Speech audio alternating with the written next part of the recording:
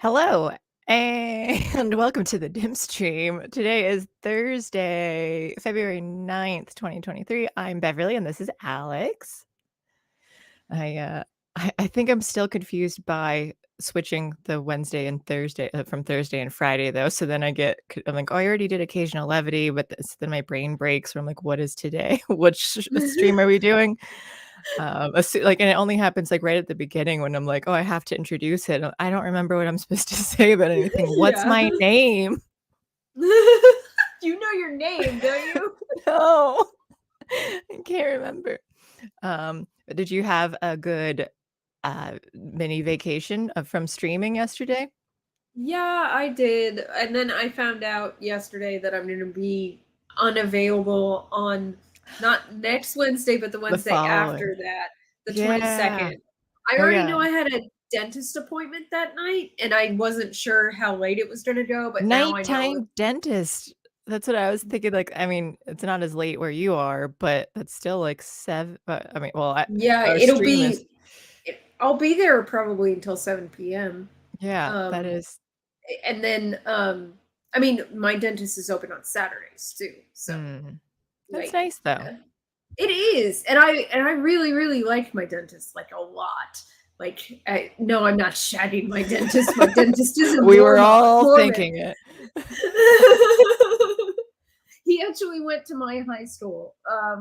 So which is really weird because I'm not that close to my high school. But Are I you really around the like this same guy. age, or he just went? Because I have people that I know who went to my high school, but in like different generations. So I just didn't know, like, were you around the He same is age? So my sister is 3 years older than me, and he's 2 years older than her. So he's like Hmm. 5 years older than me.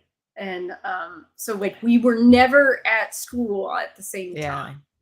But it was funny too because he was telling me about like one of the first dental appointments I had with him. He was telling me about like where he went to school and everything, and I was like, "You went to Highland?" And I was like, "I went to Highland too." and, and he was like, "Oh, what year did you graduate?" And I told him, and like, oh, and he was like, "Oh, I was years before you." And it's like, well, this is not many years. Like, that's not huge. It is huge when you are a minor, but once you're in your 30s and 40s, 5 years is not that big of a deal. But it was just kind of funny to me that it was like we went to the same school, so that meant we knew like Gilbert, like, which not a lot of people in Phoenix know Gilbert because it's not a place a lot of people like live. Like people live in Gilbert and commute to Phoenix, but no, I live here. So Yeah, yeah. I decided to live in Phoenix, which because property is cheaper here. It still surprises me that it is. I am the boss. Wow, that's huge text on a big mug. Yes, it is. It's a novelty mug. Yeah. First of all, Phoenix is cheap because crime rates are high here. So Oh, yes, that yeah, makes sense. versus Alright. like Gilbert or Scottsdale or Paradise Valley where crime is low. That's the difference. And Mhm. this isn't actually my mug. This is my best friend's mug, but he doesn't use ceramic mugs, so every So once in a you're while the I use boss it. now. I am the boss. Um, yeah, that is I'm envious of how large your mug is. The one I have, it has a chip on it, but it is from San Francisco. You can tell by it saying San Francisco, and it It's has probably from a big. China, but you I bought it in know. San Francisco. What does it say? You're Wait, trying to look at it without I know it without falling. spelling it. And was no, it's like and I think the writing is Mine way off. mine still has the tag on it and I can't read it. I am just impressed with myself for not spilling anything on me from drinking that though, because I most certainly could have. Yeah. Hello, chat. Winky, should I watch this on Rumble? If you want, it's on both. Are we cunts live yet? I'm always alive until I'm no longer alive.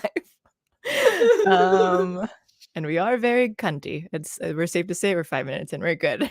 We are Yeah, we're the dim cunts, and hello to all you cunt goblins out there. good. Good evening to you, Mr. Drummer. Alex is shagging her dentist. Again, we were all thinking that. See, it always helps having a numb mouth. Shuriakant bot says bait. Not sure why, but hello. Alex likes older men. I don't know if she does. I've always been into older guys. At least like ends up being around like a decade older with a lot of guys that I even when I was like 20, I liked 30-year-olds, and then 30, like The 40-year-olds. older they get, the wider the gap I'm okay with Yeah, between the me less. and them. Like Yeah, it yeah, because bothers me less. you're pretty much where you are, mentally, psychologically over like, past mid-20s, you're done developing overall, and so it doesn't super matter. I Which we still were talking a lot about Leonardo DiCaprio in I your saw a little bit Discord. of that. Yeah, yeah, I didn't get to I saw that, yeah, Carter had joined, and then I noticed that Keith was on the side too. I'm like, "He when did he join?" He joined yesterday, I think, and, so I had missed that. Once your mouth is numb, being a minor matters, not a John. Oh, that's so fucked up, Winky. I don't think we can say that on YouTube, but I'm reading it out loud anyway. You have Don't read mag that one out loud. It has a shit bridge on it. Fab's lips are always twitching.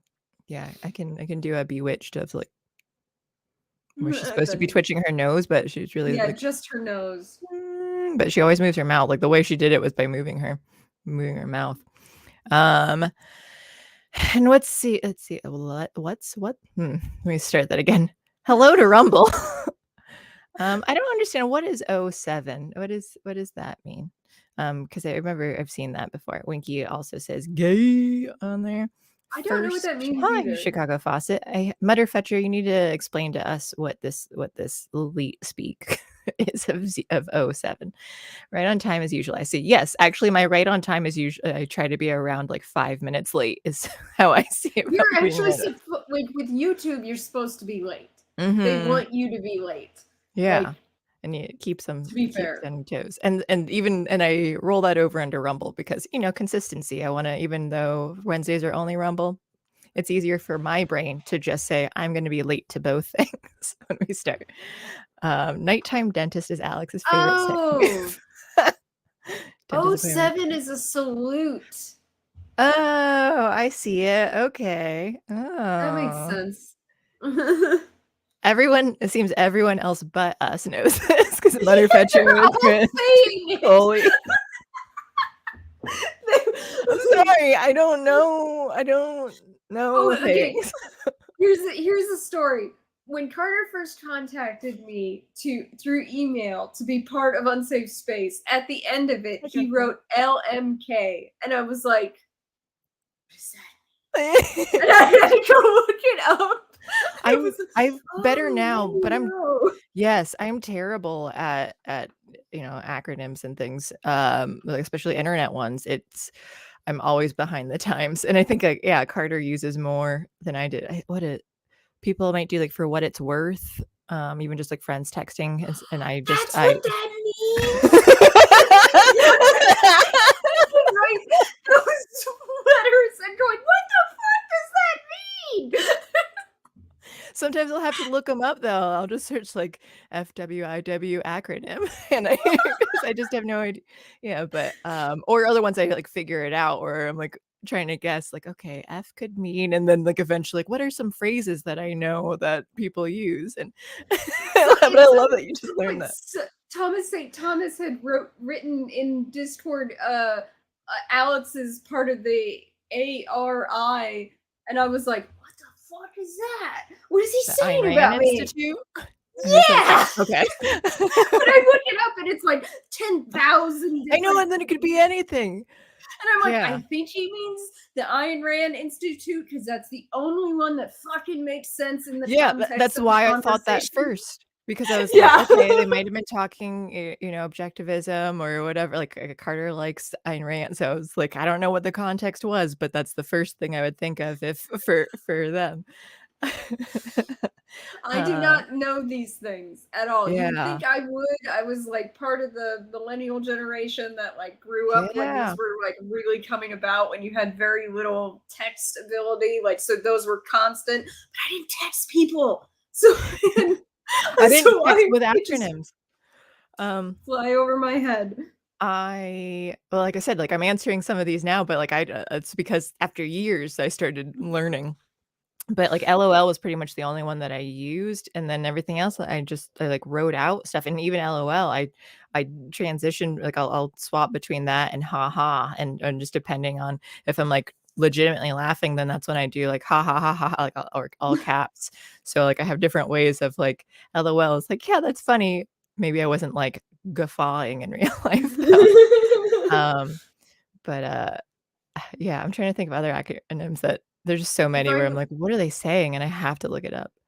if I write OOL, LOL with an exclamation point, I really did fucking laugh out loud. That's I think obviously. if I do it in all caps, yeah, I think I've Oh laughed my out loud, god, I did not know what IIRC meant either. if I recall correctly. Oh, yeah, yeah. I feel That's like when I'm a friend 50 uses and not 35 right now. but those are all things too, like, I always have to, like, pause and think what that or, like, what it is. Slap. I've never heard slap. I've never even I've never seen seen slap that before. one. I've not seen that one before, but that's pretty funny. If someone wrote back to me slap after I told them what we were gonna do, I'd be Slap. like, "What the fuck are you saying?" Um, alright, what do we have here? Let me hello, Johnny boy again. No, your other lips. Ooh. Uh, like, what is this? This is just like slow motion of someone saluting, like, and you get to see a bunch of frames. How is that a salute? It's you're the 7. It's you doing this. Like, the O is the head, and then you've got it's a salute. Um, Lick, Mary Kill, Anti-Racist Institute, the Aryan Race Institute. Yeah, I know, I like that, because I know that we have most of our chat are older than us people, Yeah. and so then, like, they're way but I think it is like people in their 40s, they use more because my friend who texts me, like, for what it's worth and those things, like, in Carter, they're in their 40s, and they use those, acronyms more than I see for, like, people around my age or younger, though. I don't think I really It's see funny. if I recall correctly in certain things like that. I see FFS a lot, Oh, yeah, but that one the I know. ginger says that to me a lot in text. I think I say Jesus Christ or for fuck's I spell out for fuck's sake. I say You I'm do like it. I do. I started doing WTF more now, and but another thing I get bothered by, I used to because they were acronyms, I would, capitalize them, and, LOL was, like, the only one that I was okay not doing because I was like, "No, that seems" because of the meaning of it, like, LOL, like, makes it seem like I don't wanna be that intense, I want people to know that it's, like, a more of, like, a calm "ha ha." So, that was when I didn't do, but other times I would use them all in capital letters, and I've stopped doing that now for, like, WTF, if it's the first word in the sentence, I'll capitalize it and then lowercase tf in it, but my OCD, like, it has bothered me for a long time, but I'm trying to train my brain, it's like, "Oh, it's like LOL," because it's something where I'm not trying to say, like, "What the fuck?"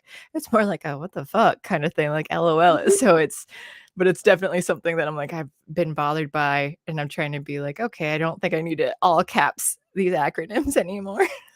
It's funny, Fetcher says that he uses NP for known problem and No that throws problem. people off. That's the only one I fucking know so far that you Yeah, guys have mentioned. Like I know I'm surprised LOL, by that. WTF, and NP. Those are the ones I know. Those are the ones I use. I might use LMAO.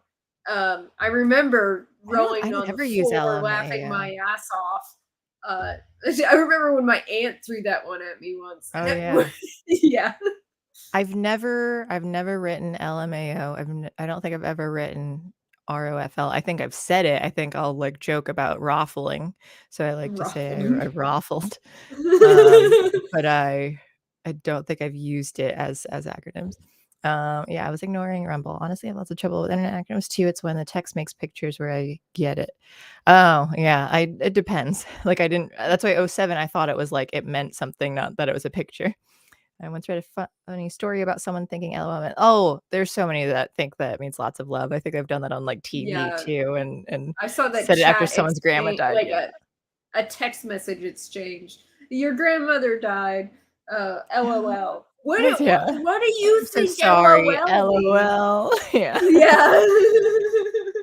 So sorry for your loss. LOL. Yeah.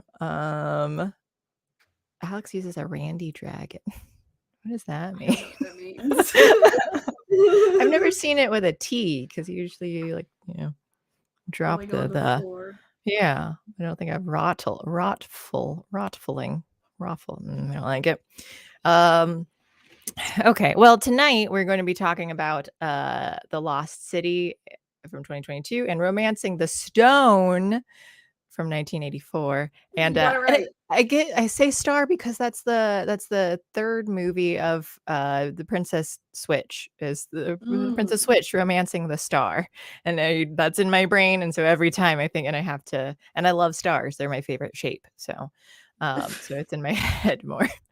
uh so we'll be talking about those things. We have a couple other things to talk about too that Alex posted. The one in Discord. We have a TikTok, I think, that Chris had sent. I was going to share that to Discord, but I also wanted to tell Alex a story. So I Yes, prepared her yes, for the this. story that everyone heard yesterday except for Yeah, me. that so she gets to hear it for the first time. Everyone else gets to hear it again. And oh yeah, Chris just sent me the reminder because I told him, like, if I forget, remind me. And I just said it though. I didn't even need a reminder. I have it prepared, Chris. Um, be proud of me. So what happened to me? It's because my finger is what reminds me of it. On Sunday night, Monday night, Sunday, I was putting the geese to bed in the barn. So we've got the chicken side and then the geese side, and the chickens have a coop that they can be locked up in, but we don't usually lock it up because it's like, oh, it's sealed enough. We haven't had issues. And so I am grabbing like the geese some duck feed, and we have like in the front part of the barn, there's old horse feed bins, so like that up against the wall. And so we have the bags in there just to keep them away from rodents and things. And so then Wait a minute. Is this about the weird animal that you had in your barn? I saw something about Facebook on yes, yes. Yep. that. Yes. And then but I didn't, so then there's more after that too. So this is, yeah, kind of just the picture that I posted on there. And I thought, like, we have bunnies everywhere, and I thought there was a bunny underneath it because it like kind of skittered down, and I'm like, that bunny like ran weirdly under there, and I just didn't like super think about it, but it was just like like the sound and just like the scurrying of it was kind of weird. I'm like, okay, like I don't know, and I'm like, is there a bunny there? Like I couldn't see anything, and I was like, did I imagine this? And then I heard it scurry up, and behind the feed bin there's like a little like this size hole somewhere around there in the corner that it doesn't reach, and then it like climbed up it, and I was like, how? And I could see like the little claw paws. I'm like, how is this bunny climbing the wall right now? It was freaky. And then it stuck its head out. And then I guess I didn't show it yesterday, but since I did post it because it was on Facebook and Instagram. I mean, it looked It, cute, but at the same I time, no, know you don't want it around. it looked adorable. It looked like a stuffed animal. So I sent the picture, and I was confused because it stuck its head up, and I was just like, what the fuck is this thing? And then just the stuffed toy, like, and it just sat there, like it didn't move. And like it looked kind of cute. I kind of wanted to like boop its nose, but then like that seemed dangerous. So I did not do that. Oh, Instagram isn't even like working. Or at least my page isn't here. And then I sent it to my dad, and he says it looks like a mink. Now, here's the picture. Oh, Yeah, it's can't do like it. adorable, but Yeah. I know And you then don't want that around. the perspective, it makes that look huge though, because there's nothing to compare it to, but it is like maybe a couple inch hole. Um, so and it sat there, and then and my dad said it's a mink, and they're like weasels and stuff, and I do know, like I have read stuff about how they kill chickens. So I was like, well, this doesn't seem great if that's a mink. And it like crawled back down, scurried away, went into like an opening part of the chicken side of the barn that I didn't even realize was there. And it was like, that's a pretty wide gap that really should not be there. And then it like scurried outside, and like the coop was open, like so the chickens were like going were in bed, and it just ran past and out into the awning where we have plastic around.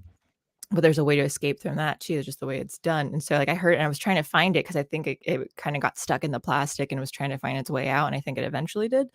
And then it so then I would like I'm like, that was weird. Like I locked the chickens up though too. I'm like, well, we're gonna just keep you in the coop and try and keep you safe from that.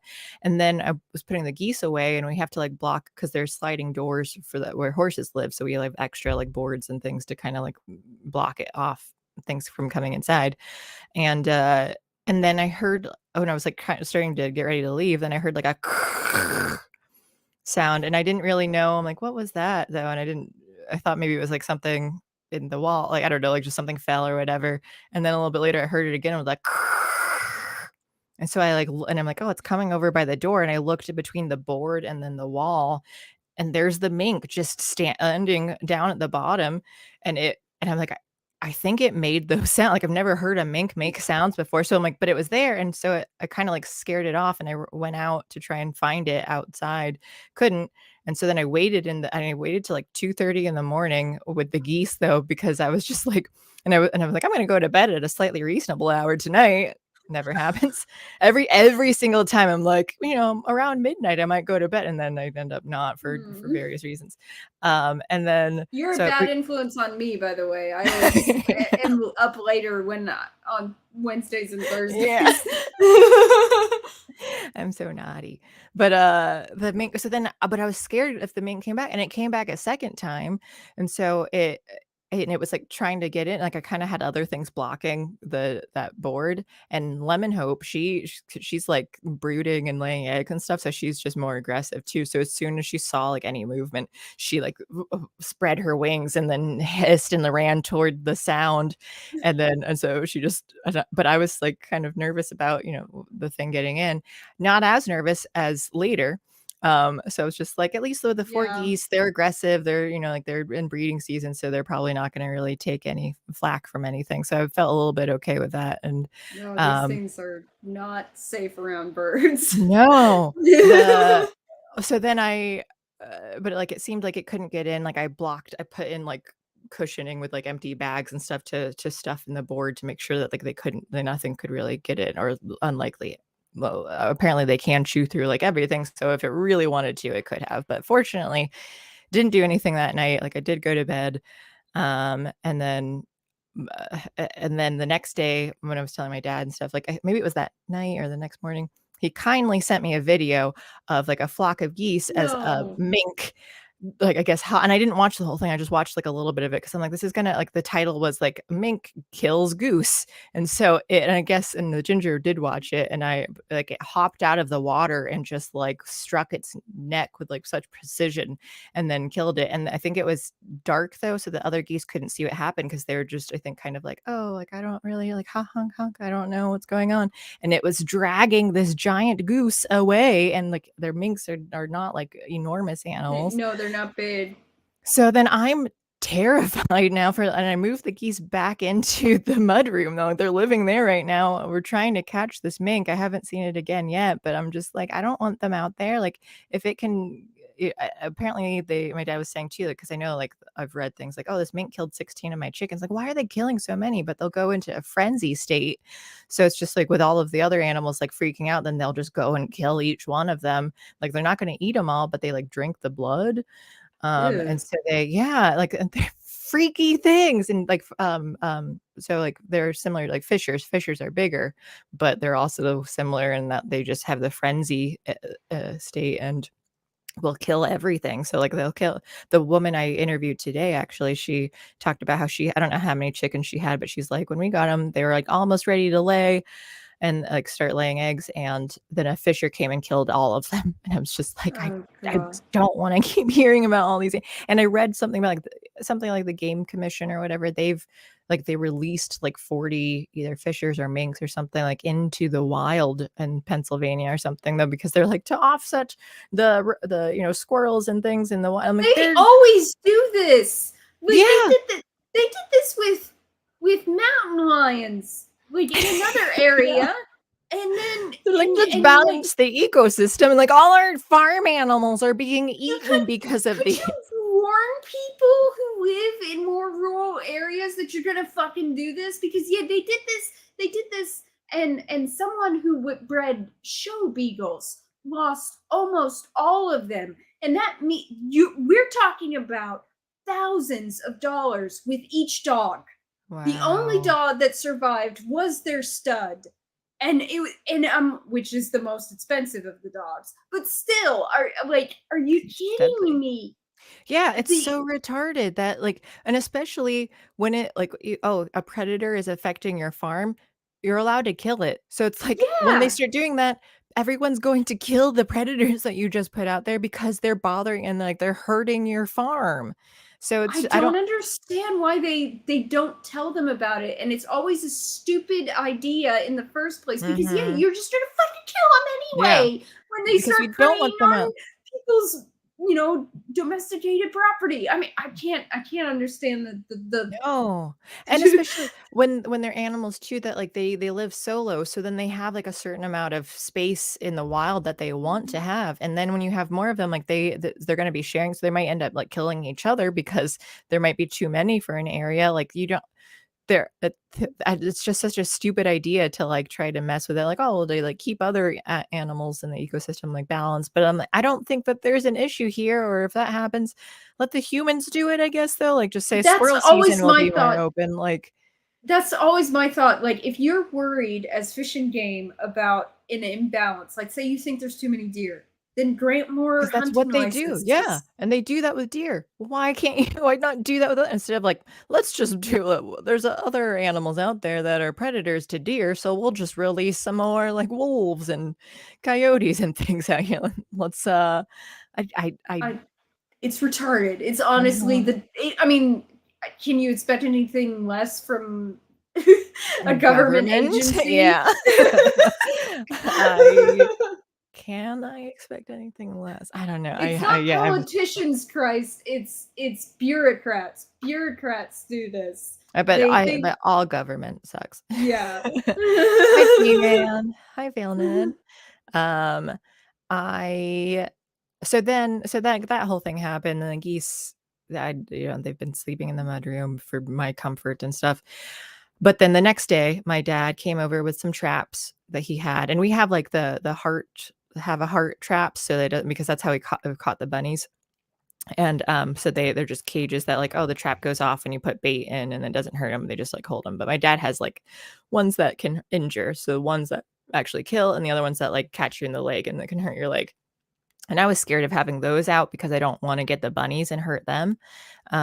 So we didn't use it, but he had used like the small leg one and he just wanted to show me how it works. So he was like, set it up and put it on a block and he had it and so it clamped down. He's like, try pulling it off because it was going to be difficult. But I did pull it off and which I was like, oh, it took a little bit of pulling, but like I did. And then the spring, my pointer fingers got Oh no. caught in the spring of the trap. So like when it clamped down, the spring kind of like went back in, and then my fingers were in there, and so it like caught in between like where it was. So it wasn't like on the clamp itself, but it was on the spring. Although I think my dad said that might have been stronger in the spring though too, but like pinched my fingers. And so then I was just like, my fingers, my fingers, my fingers. 'Cause I didn't know what to say. And he's like looking at me, what? And I was just like, my fingers. So he like wrapped it up. And then and my left one went purple like fast. Like, so just the whole thing it looked like it Oh. was gonna bruise and go purple. And I'm standing there and my it was cold, like, my fingers were so, like, cold that I couldn't really feel it as much, I think, as normal, like, if it were hot out, like, I might have hurt more, but, like, because my fingers were numb, so it, like, kinda hurt, and then it took a couple of minutes, but then as it got purple, then I was realizing like, oh, is maybe I'm not hurting as much because it's cold. How much is this going to hurt more? Is this more injured than I think it is? Like, is my finger so in my head? And it happened like quickly. Of I think I got to myself on like, how bad is this really? And so then I started feeling sick and like I'm like I dizzy and lightheaded, and so I'm like I need to sit down. So I sat down on a bucket with a lid, and then my dad's, like, talking about whatever, he's like, "Oh, you might wanna put ice or something on it," and I'm like, my head is spinning though, and I'm like, "I'm gonna pass out." And he's just like, "Well, you need to get the blood flowing though, because like, sitting there, you might like you can walk it off and try to like, okay." But I'm like, "I think I need to go lie down, so, like, I can try walking it off." So he was, like, walking me back to the house, and, like, partway there, I just collapsed, like, I fell Oh. down, still conscious, but, like, I could just like, my body it felt like I was drunk, like, I couldn't, like, "Oh, you don't have the I can't stay upright anymore," so I'm just walking and No. then But no, collapse. that's like the first part, like, of losing conscious is losing control of your body. So Yeah. it's like one stage of the process. So like, no, I know what you're talking about. I've felt Uh-huh. that before. So yeah. And so then he I was just here, like, I was, like, still seeing, but it kind of felt like I wasn't really there in the moment, like, I was, like, kind of pulled out a bit, and I just hear my dad go like, "Oh, Beverly," and then so he, like, helps me back up, I'm and then disappointed in you. kind of, I was like, "Oh," and then so he helped me back up, and we're walking back toward the mudroom, and I collapse again. I don't even really remember that, but, like, I know it happened, but, like, again, I just don't really feel like I was there. And I couldn't feel anything like falling down, like, I didn't feel it, the fall. So I fell again, and then I was able to get back up and then sat down in the stairs that in the mud room, because then it goes up to, like, the inside door. And so I'm, like, sitting there for a minute, and then he was saying something about whatever was going on. I was just like, "Yeah, like, well, like, what do I do? Like, what do I do to, like, feel better?" And he's just like, "I don't know. I've never seen anyone react like this before to a pinch." And it was but just to think, I don't know, like, he was baffled by it. And like, I'm dying here, and I don't know what to do. 'Cause my body it did I could tell it felt the way when I had the FGM, the female genital mutilation in college, like, where I got lightheaded and I'm like, "I'm feeling weird," and then I didn't know how I'd never passed out before, so I didn't really understand it, but here I could relate it, and I'm like, "This is what that's why I knew, like, I'm gonna pass out, like, I'm getting that same feeling." So then he, like, helped me, like, he's just like, I'm teetering around, like, and he's helping me into the living room because 'cause I'm like, "I'll just lie down on the couch." And I had to rest for a while, and eventually I felt better, but I was just like, I don't know. He said he thought, like, it might be adrenaline. I'm like, "It's not." I mean, in my car accident, the adrenaline was rushing, and I just kinda felt, like, energized, but I'm like, I wasn't injured then. And I kept trying to think about, like, I don't think it wasn't, like, the getting hurt, it was and I don't even know if it was the idea of or it was the pain. It wasn't the pain because it wasn't like, "Oh, this hurts so much that I'm going to or like, I'm freaking out because it hurts." Like, it wasn't that bad. I think I just got in my head, and then my brain goes crazy and panics, and so then it was Well, the it's your idea of pain or the idea of the injury that, like, freaked me Yeah, out. what you're describing is what I have essentially. It's blood injury injection phobia. It's where your blood pressure drops dramatically when you think you might be injured. And it happens to me quite often, usually when people stick needles in me. That's my thing. And I the re my the first time I was like, I want to say 12, maybe 10. I'm not sure. Around that age, I was getting blood drawn and I watched the blood go up into the tube and I passed out. It was the first time I passed out. And it doesn't it's not just blood drawing though. It's also if just being punctured with a needle. When they did my allergy test, there's 9 needle pricks too, not just the scratches on your arm and the actual needle injections in your dermis. And my blood pressure was dropping dramatically. Like my face turned bright fucking red. And the woman who was doing it was like, I warned her beforehand that I had this problem. And she was like, I'm rushing. I'm going as fast as I can. She was like really worried about me. But yeah, like it is. it's like it doesn't, not everyone has the same uh type of thing cause them to have this, but like it's almost always about some sort of injury or injection or some like blood loss. Blood is one of them. Like if it could be anybody's blood at that point for a lot of those people, but it's the same phobia, and Well, it's it's what the only one I've ever heard of that has such a dramatic effect on people's like actual physiological yes, state. yeah. And Chicago Fawcett was with me yesterday, and so was Chris.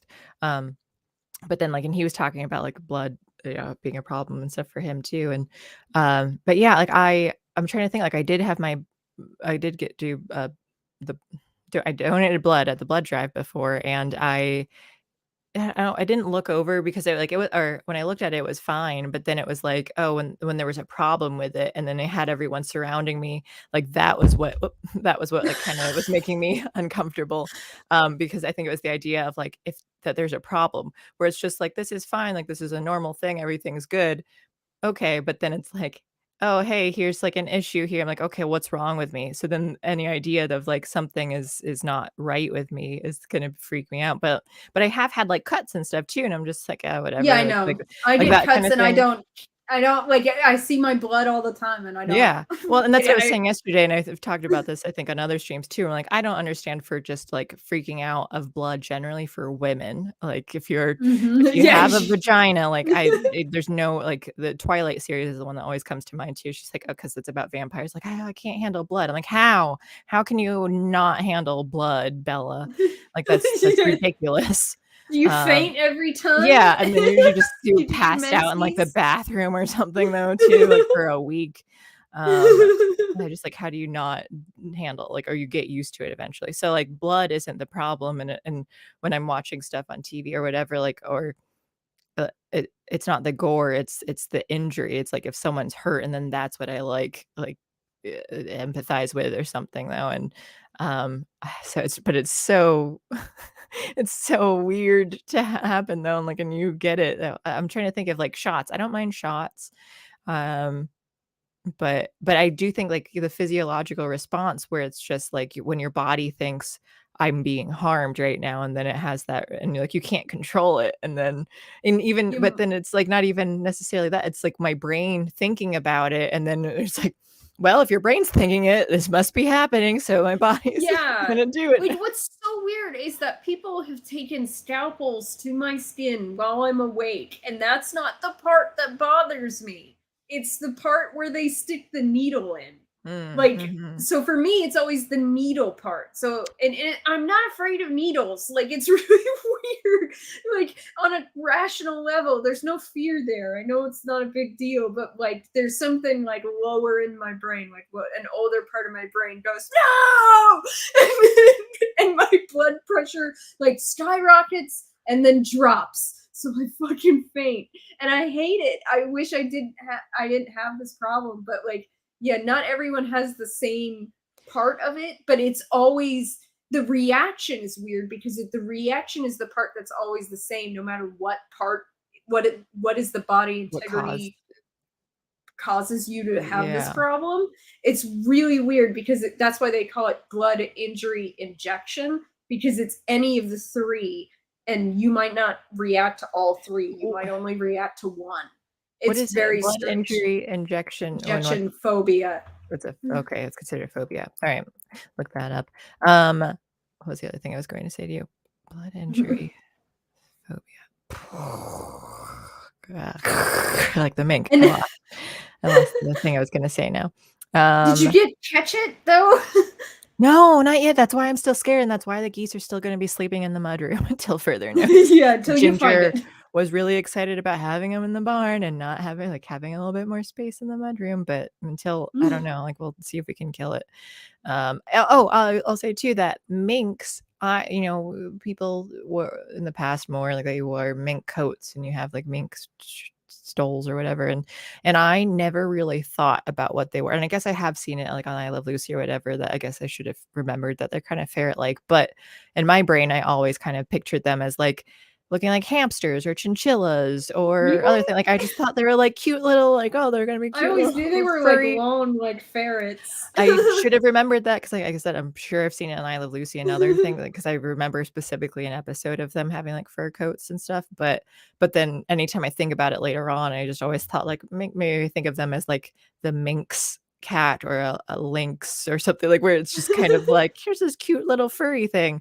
I didn't and I even if I thought they were long, I never considered that they were, like, predators that annihilate Mm. the flocks that they attack, though. Like, no wonder we wear them as fur, like, we don't want them to exist in the wild, like, you kill them to get rid of them. And like, "Well, what are you gonna do with it? Throw it around your neck, it looks pretty."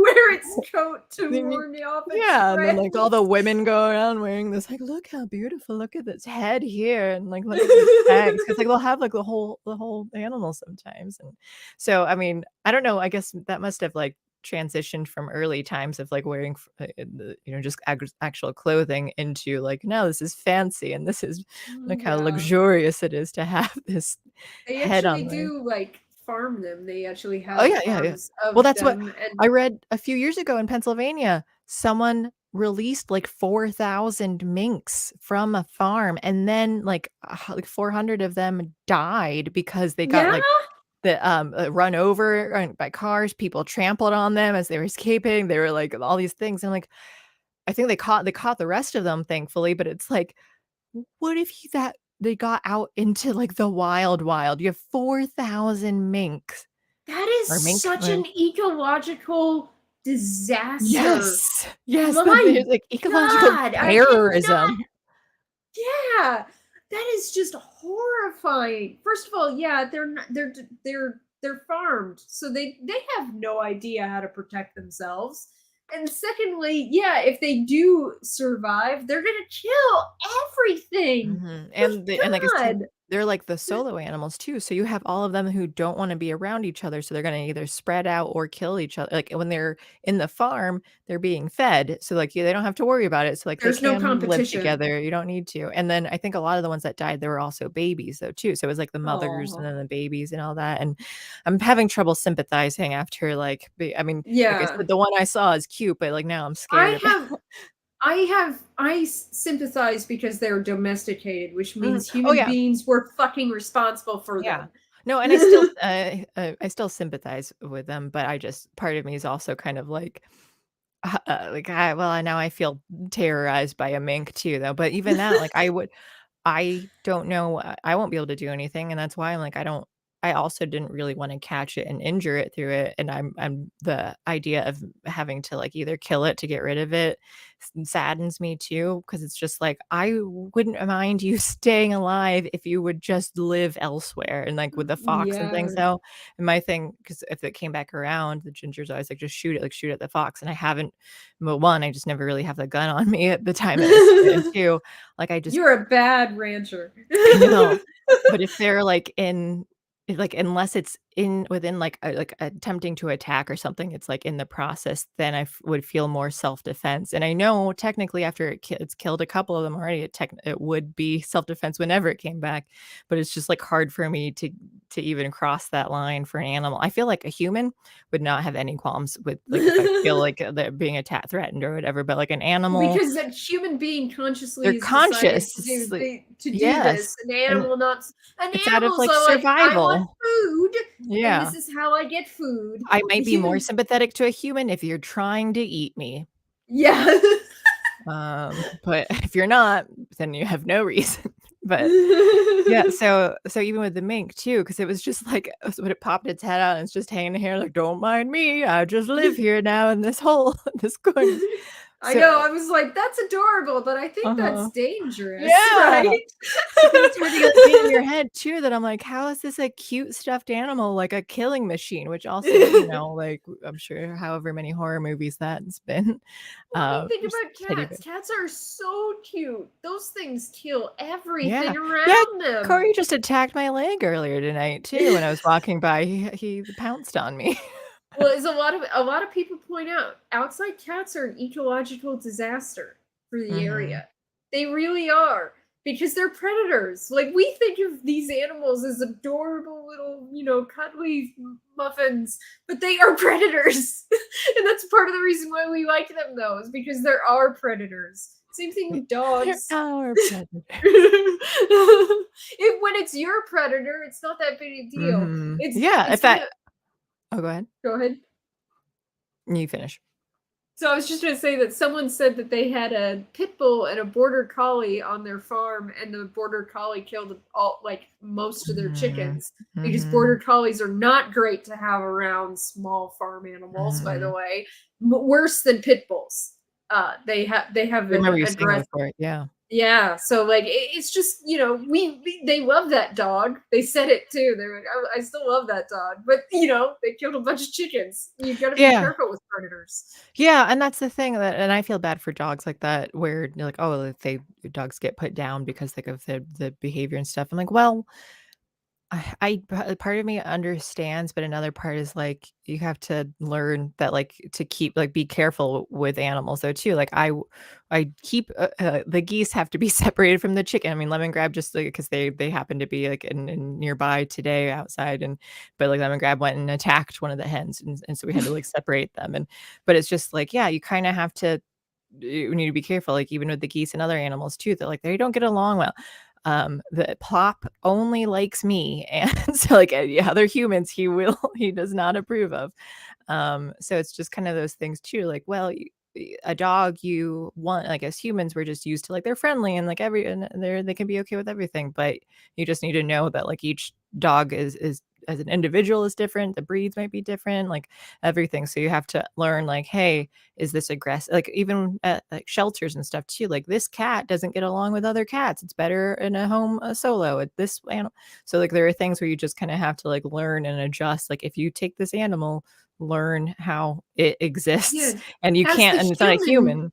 yeah, as the human, you're responsible for adjusting how things work in on your property dependent on what animals you take in. That is your Mhm. responsibility. Like, and sometimes you have predators and sometimes you have domesticated prey, and you have to make sure that the predators that you own don't kill the domesticated prey that you own Yeah. because that's on you. It is. It definitely is. And I think a lot of people don't realize that it's like, no, you're the human being. It's a fucking animal, okay? Mhm. And especially And you are predators. the owner, though it's your Yeah. responsibility to take care of and protect them too, like, I mean, I still feel guilty about, like, the chickens that we like, we and once that happened, it was like, "Lock them down, let's try and Yep. protect You them." gotta And Well, and that's the thing too, is that that's even less your fault, I'd say, because it's a wild animal, like yeah, versus you don't keep a fox on your yeah. land The previous purposely. owners had one for a while. Oh They God. But then that's what I was thinking too with the mink, of it was kind of like, like, I wouldn't mind having, like, a pet mink, like, that sounds cute, or, like, if you could train it and you Yeah. learn, like, if you could get along, like, you see, like, videos of, like, tigers hanging out with whatever, like, baby, other animals and stuff too at home, like tiger playing with a dog. Uh, but again, like, it's one of those things you have to be careful. Like you have to know, and I've said this too with like even the geese and hanging out with me.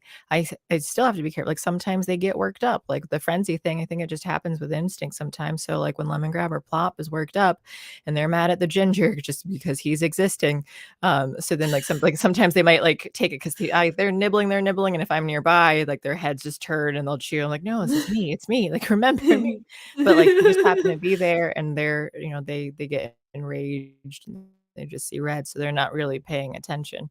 Hope, she's brooding now, so we have to keep taking her off the nest, and she'll like sometimes she's a little bit more okay, but then other times you walk in and she just hisses at you, and so I had to move her Oh. out a couple times tonight, and but she and two like she'll get like nibbly and stuff on your arms and so then I'm just like having to hold my fit so because they might like grab on. So I'm trying to keep like a thick spot. So then she's like trying to bite and it still hurts, like especially when they get a little pinch.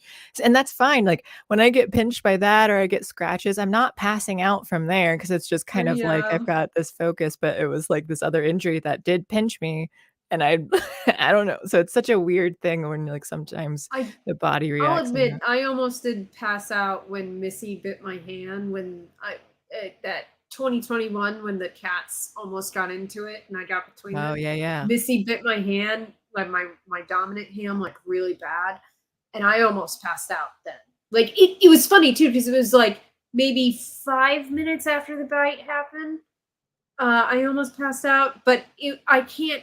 That one I can't tell if it was the pain or the fact that cat bites are a lot like injections. Being, They're pierced. Yeah, yeah, yeah. because Mhm. their teeth are so tiny. That might Um, so I'm not sure which one that was, but I was in a lot of pain. yeah. Yeah, I mean, everything hurts for me though because of whatever if I have, like, fibromyalgia, like my doctor suggested, everything hurts. So that's why I don't know, if you and I are similar enough in it, it was probably the injection side of it that would cause it rather than the pain. Because like, I have been hurt by things, but it's always, like, in that moment, like, yeah, I'm having to separate the rooster and the goose and stuff, and that's what this is probably not gonna be able to be seen, but I've got, like, yeah, it's hard to see, it's faint now, but I still have, like, those were lemon grabs, feet, they scratched me when I Ooh. was, like, picking him up, and so it's just, like, big gashes on there, and, like, none of those, I was, like, in the moment of, like, battles and things, and you're, like, Yeah. trying to protect them, though, it just That's what never the adrenaline is for, so yeah. that you can keep going during the fight. So that's why with my dad, he said, like, maybe it was something else, like cortisone or something that, like, chemicals being released. Because I was like, "I don't think it's adrenaline, because the adrenaline is the thing that, like, well, I'm just gonna ignore it, and, like, I'm, like, in the moment of whatever it is that, like, I need to help one of the animals or fight them off or whatever." And so, like, that doesn't but then it's, like, when I'm thinking about my own, like, body, then that freaks me out. But for Hope, yeah, so she was, like, kinda pinchy and mad, and but so she's pretty cute too. And Plop today, we my dad, was tapping getting sap from trees and stuff, and so he brought a pitcher over of what he and I was surprised by how clear it was because I just thought, like, Mm. syrup and stuff, it's gonna be thicker, but you have to boil it down to actually get that, so Oh. it looked like water. It tastes mostly like water too. I just thought, "It's in the tree, it's, like, in the wild." I thought it might be, like, dirtier looking, but it just looked like water. Um, so he brought that over and he was talking about, like, our trees that we could tap too. So, like, we walked over and then Plop saw us and, again, like, every time he sees me, he gets, like, excited, and so he just starts, like, screeching and things. So then he and I think Chewy might have been sitting on the nest because I think it was just Lemongrab and Hope. And then so Plop, like, waddled his way over to us on the, like, other half of the land though, and so he got close to the woods, and I kept trying to stay in between because I didn't know if he was gonna come charging at my dad or not. And so everywhere, like, we kinda walked around. We got 6 acres, so we were, like, walking to the spring, we were walking over, like, to different parts, and he just kinda kept, like, coming in, and then the others would leave, and he'd, like, turn back and follow his dad, and then but we'd move over, and he'd come back. And we have the spring, like, the pond spring, and it's, like, a steep decline down into the water, and there's, like, a lower part that we used to go to, and I was trying to walk him over there, but he was just like, "Cool water," and just went down in the steep cliff and walked down, and he made it fine, but I was, like, so scared because he just like a lemming, like, "Well, here I go dying," and then popped in, and then, like, after, like, just a minute, he was What like, is that "I" character's name? Chromopulus something? You just um here I go Here I killing go again. killing again, that's it, I keep Yeah. thinking about that, like, I kept thinking about that line today, "Oh, here I go killing again," and, and he so then a minute later, Plop is like, "I've had enough of this," and he just walked back, like, out the cliffside, like, "How?" And I wish I had my camera out, but I was scared he was gonna fall in, so I was, like, preparing to help catch him and help pull him up, but he was just like, "I got this, my feet are huge." So he just walked out with such ease.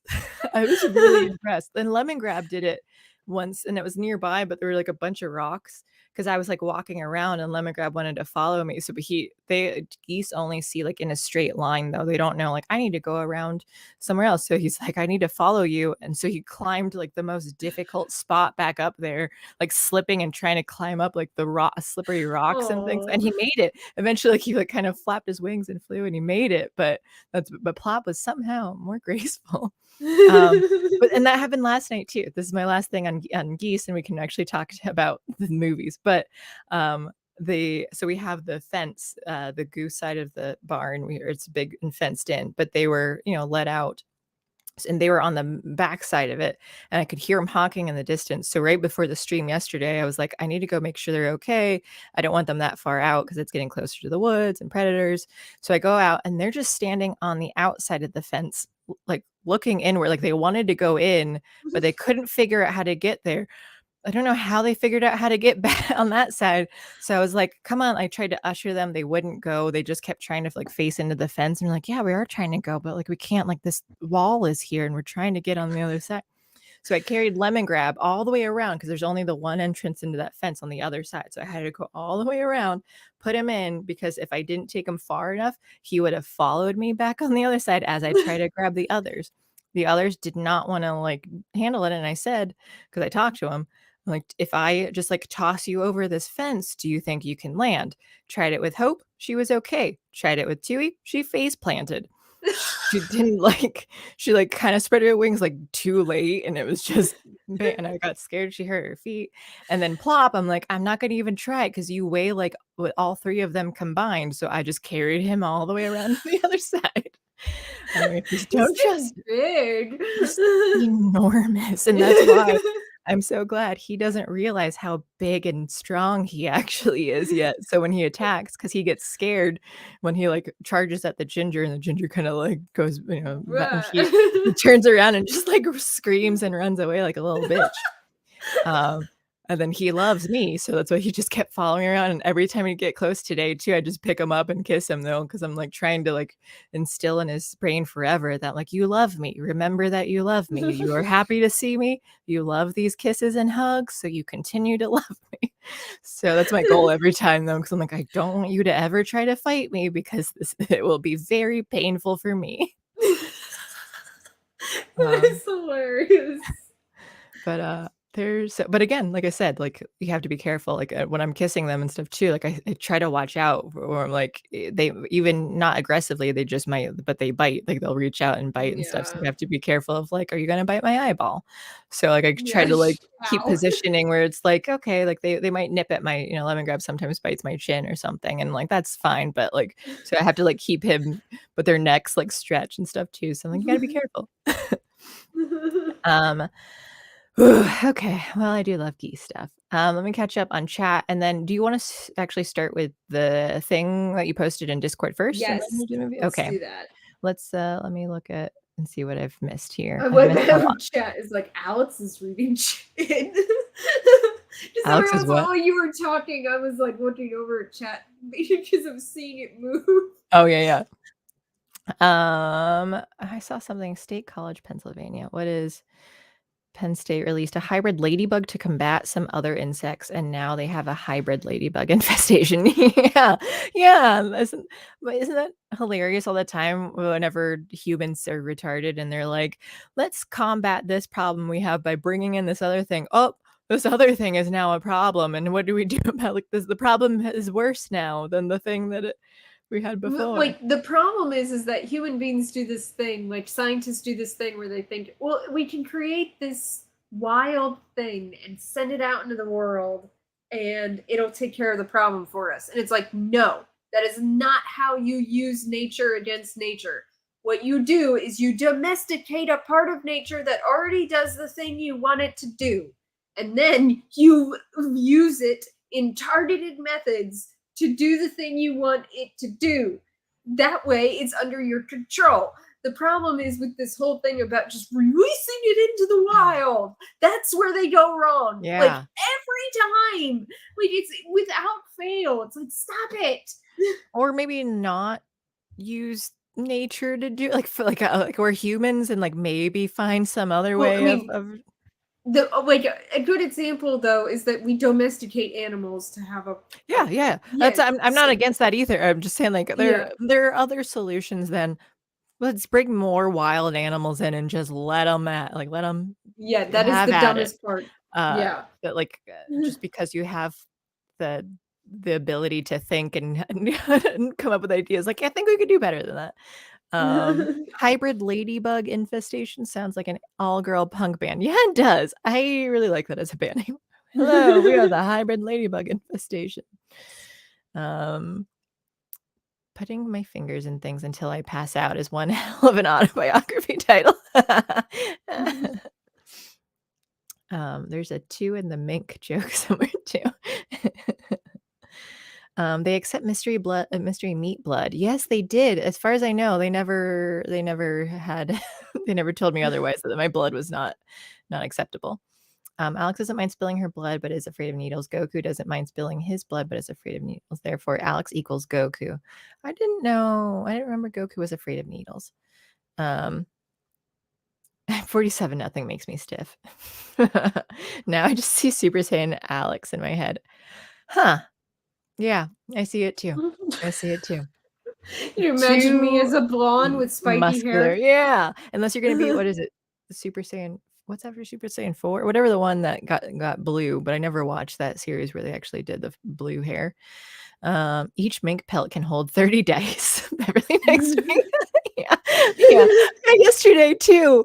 A die, like a D20 or no, it was a percentile die. It fell out of my hair. It was at one point, it was like in the middle of a stream, like a couple hours in, and all of a sudden, like I did whatever. I don't even think I adjusted. I think just at one point it fell out, and it was like in the headphones or caught in something because my headphones were on my dice thing, and it was just. I wanted to like hide other things in my hair. She was like, "How Yeah. did this fall out of my hair?" What do we have here? Mink arm warmers. Ooh, yeah. Beverly once again weirdly okay with cannibalism. Yeah. Yeah. I'm consistent, Chris. Okay. I'm not I inviting her am to if any they potlucks. outlaw meat. If they won't let me have beef and chicken and, You're gonna eat all the people that outlawed it. I am with Yeah, you. I am. Yeah. You supported it. I'm going to kill and eat you. Yeah. Rolling into PetSmart asking for a mink bed and leash. Yeah. Winky calls you a drama queen. No gun in view of the camera this time. It was so it was a matter of fact, or someone yesterday was saying something about how I have gun. Some I forget what it was. Some comment about having guns. I'm like, yeah, I still have it in the same place that I did last week, where I moved it. So it's It's so technically Wild West out. looking. I know. Yeah, and this is the one that still has the so it's the snake from the Gadsden flag. So you can kind of see it up there and then spinning around, and it has like the stars from the flag too. Are there stripes? Maybe those are stripes. But yeah, it's very Wild West.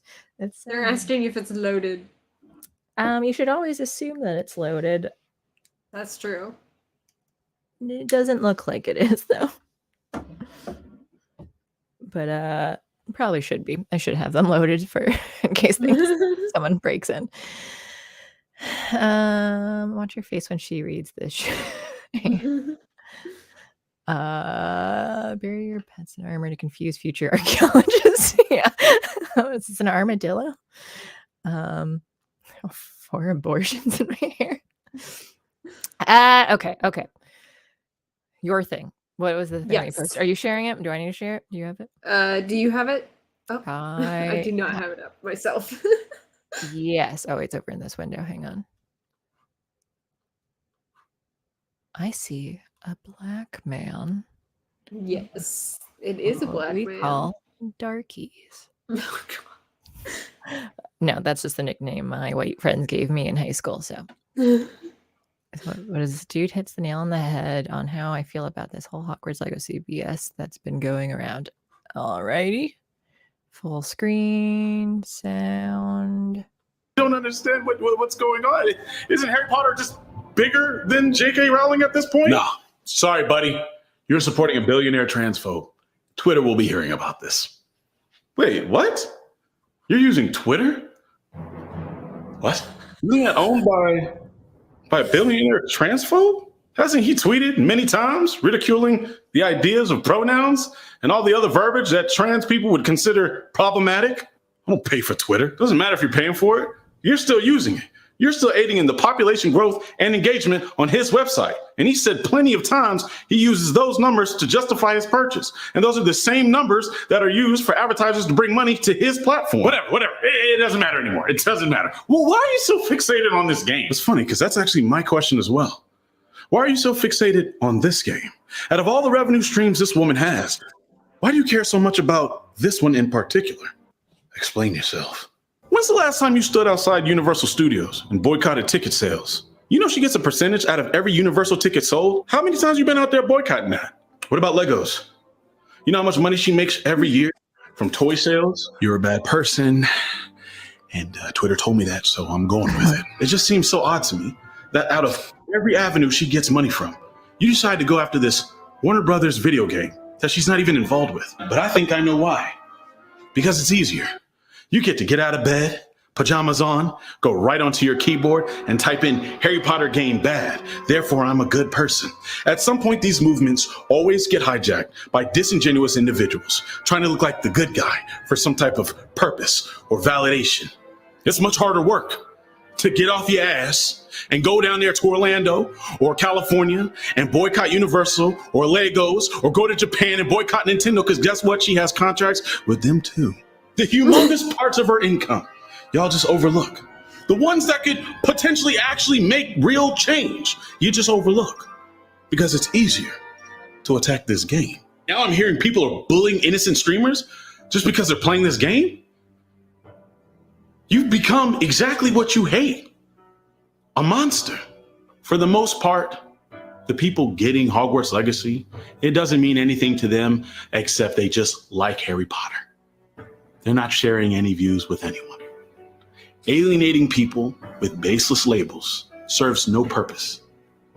All it does is continue to divide everyone. Hope someday you can understand that. In the meantime, I'm going to be in Hogwarts, bitch. First of all, Don't understand what I liked his posters in the background. I saw Itachi, and I think there was another Naruto one on the other side. I think I saw Rurouni Kenshin in there, which I was thinking about today. How I haven't seen that in years, but I remember thinking I liked the English dub and I hated the Japanese dub because I think he was played by a woman. And it was just like really off-putting in that. Like I'm fine like with Naruto is played by a woman in both things, and like and does it well. Like it sounds still like a boy, but Rurouni Kenshin like sounded like a woman, and I was just like, I can't take this seriously. I was bothered by it, but anyway, I like that video a lot. And it's such a good point too that like unfortunately the real people that you try to say that to will never let you finish that thought to it. They shut down their conversation when they get louder and they start saying things and they get too worked up, and then I'm like, okay, all right, I'll be honest with you though, if you have this conversation with people online, they will. That is definitely the reaction you're going to get. You have this conversation with someone you know in real life, if they're trying to pontificate to you about how you're a bad person if you want to play Hogwarts Legacy, you can talk to them like this and they will shut up, because guess what? They're not that brave. Yeah, well, I guess I've seen both, like in real, like, I'm thinking of like friends who have had it where because they can't hear the truth and that like the deeper thought to their virtue signal, and then so sometimes they just kind of like get so worked and they're like, I'm laughing about this, but then I'm getting louder and I don't even really want to talk. So then you're kind of like, all right, well maybe we can't actually have a good discussion on this because you're too like I don't know, much of a bitch to be able to like handle one. And then or they like they do listen to it and they're just kind of like, yeah, but still, like they can't argue against it, but it's also not going to get through to their heads though, because they're just not going to let it happen. Like they those can't. ones though, I think they do get changed after a while, because there's a lot of people right now who said, I used to believe these things. They say it like, the guy, the walk away guy, he said it too. Like, I believed these things. And then like people started telling me that I was wrong and showing me how I was wrong. And eventually it woke me up. Like the ones who are quiet though, I think they're the ones that end up changing their mind, because they realize they have this moment where they go through this, I can't defend this. Why can't I defend this? Some of them. I still don't think everyone does go through, and I'm thinking of like specific friends who are like, they're never really going to change because they're just never going to take that time to reflect on it. And I think the people who do like they will change because they'll like when they actually question like I couldn't defend that, why is that, and then they'll start to do it. But other ones who just kind of like block it out, they're like, well, I couldn't defend it, I'm not going to think about it, and then I'm still going to stay stuck on this. And I just know people like that who are like they'll keep defending their thing because they're right. But yeah, but I do, and I have hope for the others who, like, actually can stop and be like, "Oh, well, maybe I was wrong about," like, and I think it's just, like, they can't accept that they were had the wrong idea I about don't it. think it's a fast thing that happens though for Mm-mm. people Oh, like no, that. no, Like no. even the Mm-mm. ones that are who do change their minds, I think it takes them a long time. Like it might not happen in that one conversation where they No. can't defend themselves. But maybe It might happen multiple. like a year later Yeah. after multiple times of it happening to Mhm. them. They go, "What am I doing?" Like you because that point the choice is go insane because it's cognitive dissonance to keep believing these things when everything you've accepted is telling you that it's wrong, or you go, well, I guess I was fucking wrong. And Mhm.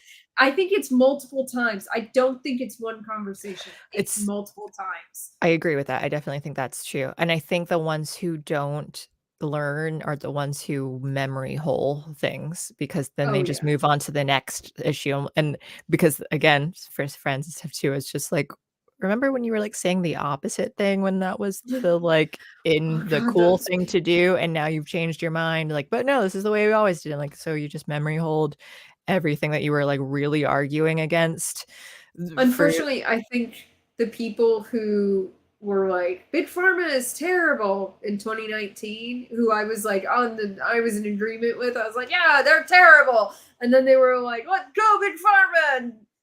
In 2021, I don't think those are the kind of people who actually do change their mind because they're just like, whatever the people I agree with tell me to say. I think they're the ones who like memory hole how they used to think essentially.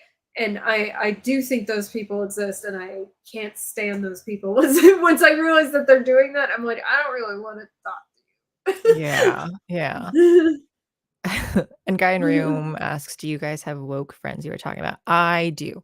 I lived in Chicago for 6 years, and they're, like, all woke there, and, it's I was saying this yesterday on the stream too about how like I can like them as people, but it's like if we started our own country of trying to have like free thinkers, they're the type of people that I'd say like I don't trust having you in this country with us though, because like I don't think that they can be thoughtful enough to have good values. I think they have the potential. I think like my friends, if we because there's certain things I can like sit down and talk to them about and we can get on the same page, but then it's like try to use that concept over with like everything else that's going on with the with the last couple years especially. Now I'm being careful because we're on YouTube and Yeah, um we gotta be careful. but but then so like I talked to one friend in Discord too because we were kind of talking about issues with like big pharma and just people like in the medical industry not being able to speak up against mainstream concepts within the medical industry. And I know like he's someone who is woke, who I think has agreed with like everything else that was going on with like jabs and every like and closures and stuff. But then like talking about this specific thing, like we agreed like that, like he didn't like it and like how I'm like, and I said, with that situation, like, it's hard for, like, certain, like, nurses and other professionals to be able to speak up against the mainstream in there, and he's like, "Yeah, yeah," but I was, like, referring to everything else that's going on too, but I think they have, like, a cognitive dissonance there. So, I do think a lot of my friends, if they could take that time to sit down and like and reflect on like, hey, these things are hypocritical of what you're saying, these things are like you're virtue signaling like this, like stop memory holing it. I think they could get there, but because I think a lot of people struggle to admit that they can't admit that what they were doing was bad because then like what were they doing this for the last 3 years? And that's hard to accept. Like I understand psychologically why that's difficult for someone to be able to admit to themselves that like this was a waste of time and energy of what the world did. Um I think it's what's to me what's weird is the people who change their mind and then are so gun ho as a as an actual resistance person, and they're like, "Yeah, I was wrong in the past, and now I'm right, and I'm gonna push and push and push and push on this side." And they tend to be really.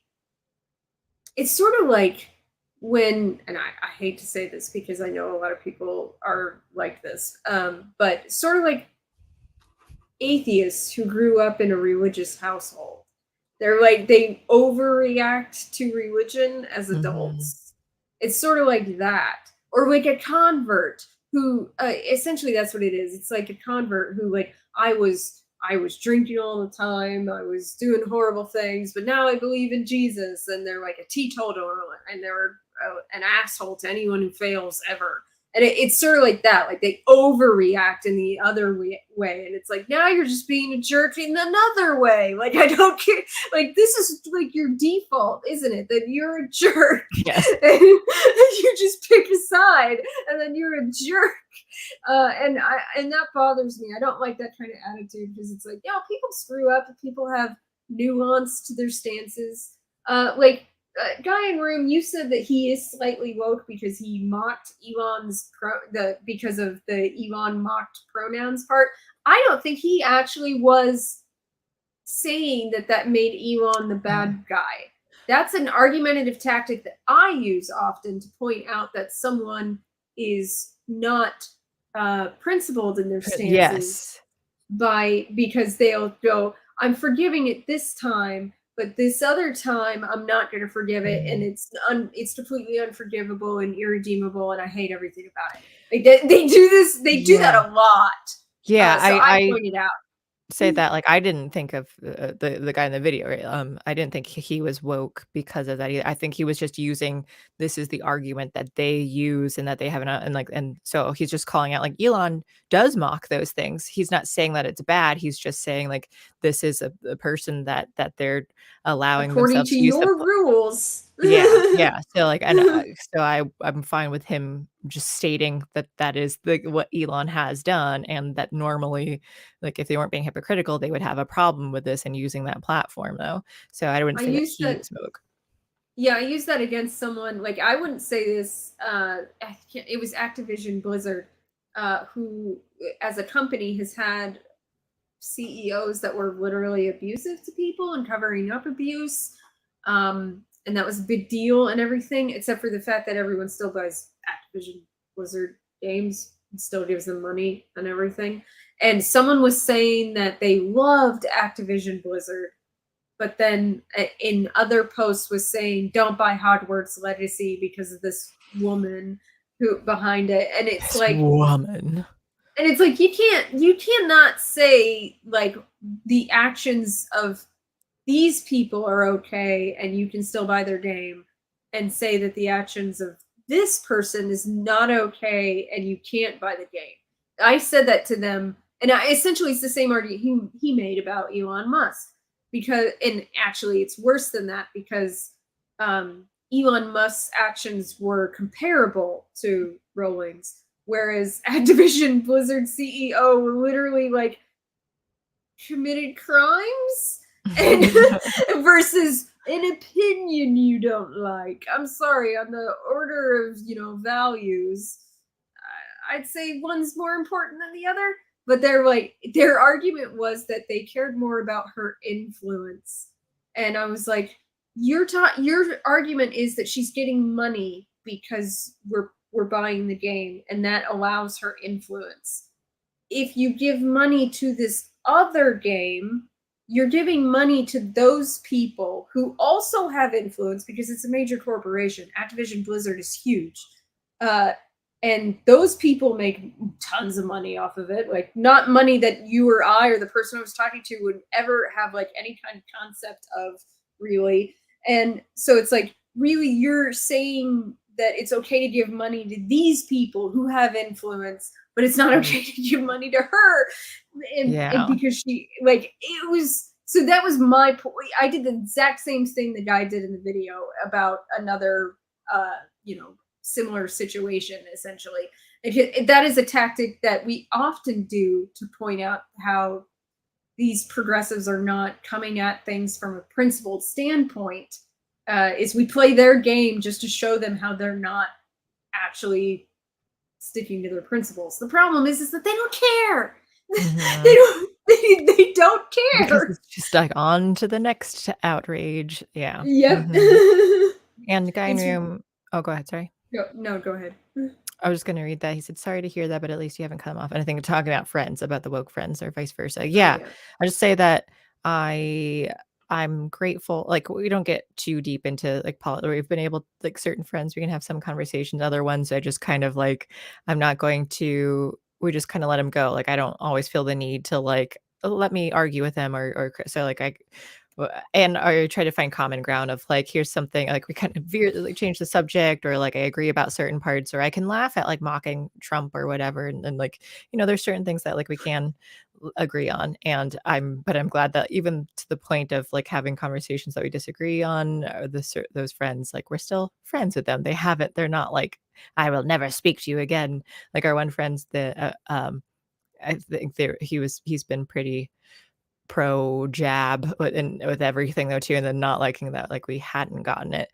And so he would still kind of like make comments to the ginger about like, oh, something about like whatever things. And but he didn't stop like, and they went to Phoenix together. Like they are still like hanging out when they get a chance. Like it's not completely cut off. So, but there is like that kind of disparity between them. Chicago Faucet, thank you for the vibration. The Rumbo rant. Says bother Alex about Gilded. Yeah, because he was on yesterday. He was saying to get Gilded. I said that you use Element, and then Mutterfetcher in Discord had explained about it being that it's and has end-to-end encryption and is what's the other word? Can't think of it. I can't. What's the word? Starts with a D. It's not. I'll find it on here Wednesdays. Decentralized. There we go. Whew. Decentralized and uses end-to-end encryption. So that's why you like it, Alex. And you said Yes. yes. Yes, that is why I like it. And their terms of service are relatively like use the service how you want, like unlike Discord or Gilded. I tried So Gilded Gilded is like a not year ago. I did not like it. It didn't have enough features for how it was set up for essentially the same TOS as Discord. So I was like, I don't see a point then. And I was like, everyone's still on Discord until I find something that is better than Discord as a from a ideological standpoint. I'm going to keep using Discord. I have an element. I have an element channel that people can join, but and then backup for now. it's my backup. Yeah. It's definitely my backup, and in case I ever get kicked from Discord. Well, that's what I'm wondering I mean, I haven't looked in with everything like the TOS or whatever too, like, but I just know, like they were saying, L is in Gilded and other people, like that seems to be kind of like the alternative to Discord right now. So it's like, is that going to be an easier transition? Like, hey, if we all get banned, here is, or like if this Discord gets destroyed, I think like we're here's. just borrowing time on Gilded, if I'm honest. Do you do think Gilded is also going to eventually? I think it's right now it's not doing a lot of work that Discord is, where it's banning people and banning whole channels and everything like that. So or whole servers and everything like that. But if it gets big enough, because right now it's just trying to be a competitor to Discord. So that's why it's not kicking people off for being bad thought criminals or whatever. But I think once it gets big enough that it doesn't need to be be like punching up at Discord, it's going to start kicking people off. I think it's borrowing time. It says Gilded is already not the best place policy wise. So IRC is always there. Hi, Darko. Another one of those things. I don't know what that means. Yeah, is that the is that the old kind of chat thing, like the old school chat? I can't remember what it stands for though. I do want to show you this. Internet relay chat, yeah. Ward Coley dropped it into the Discord.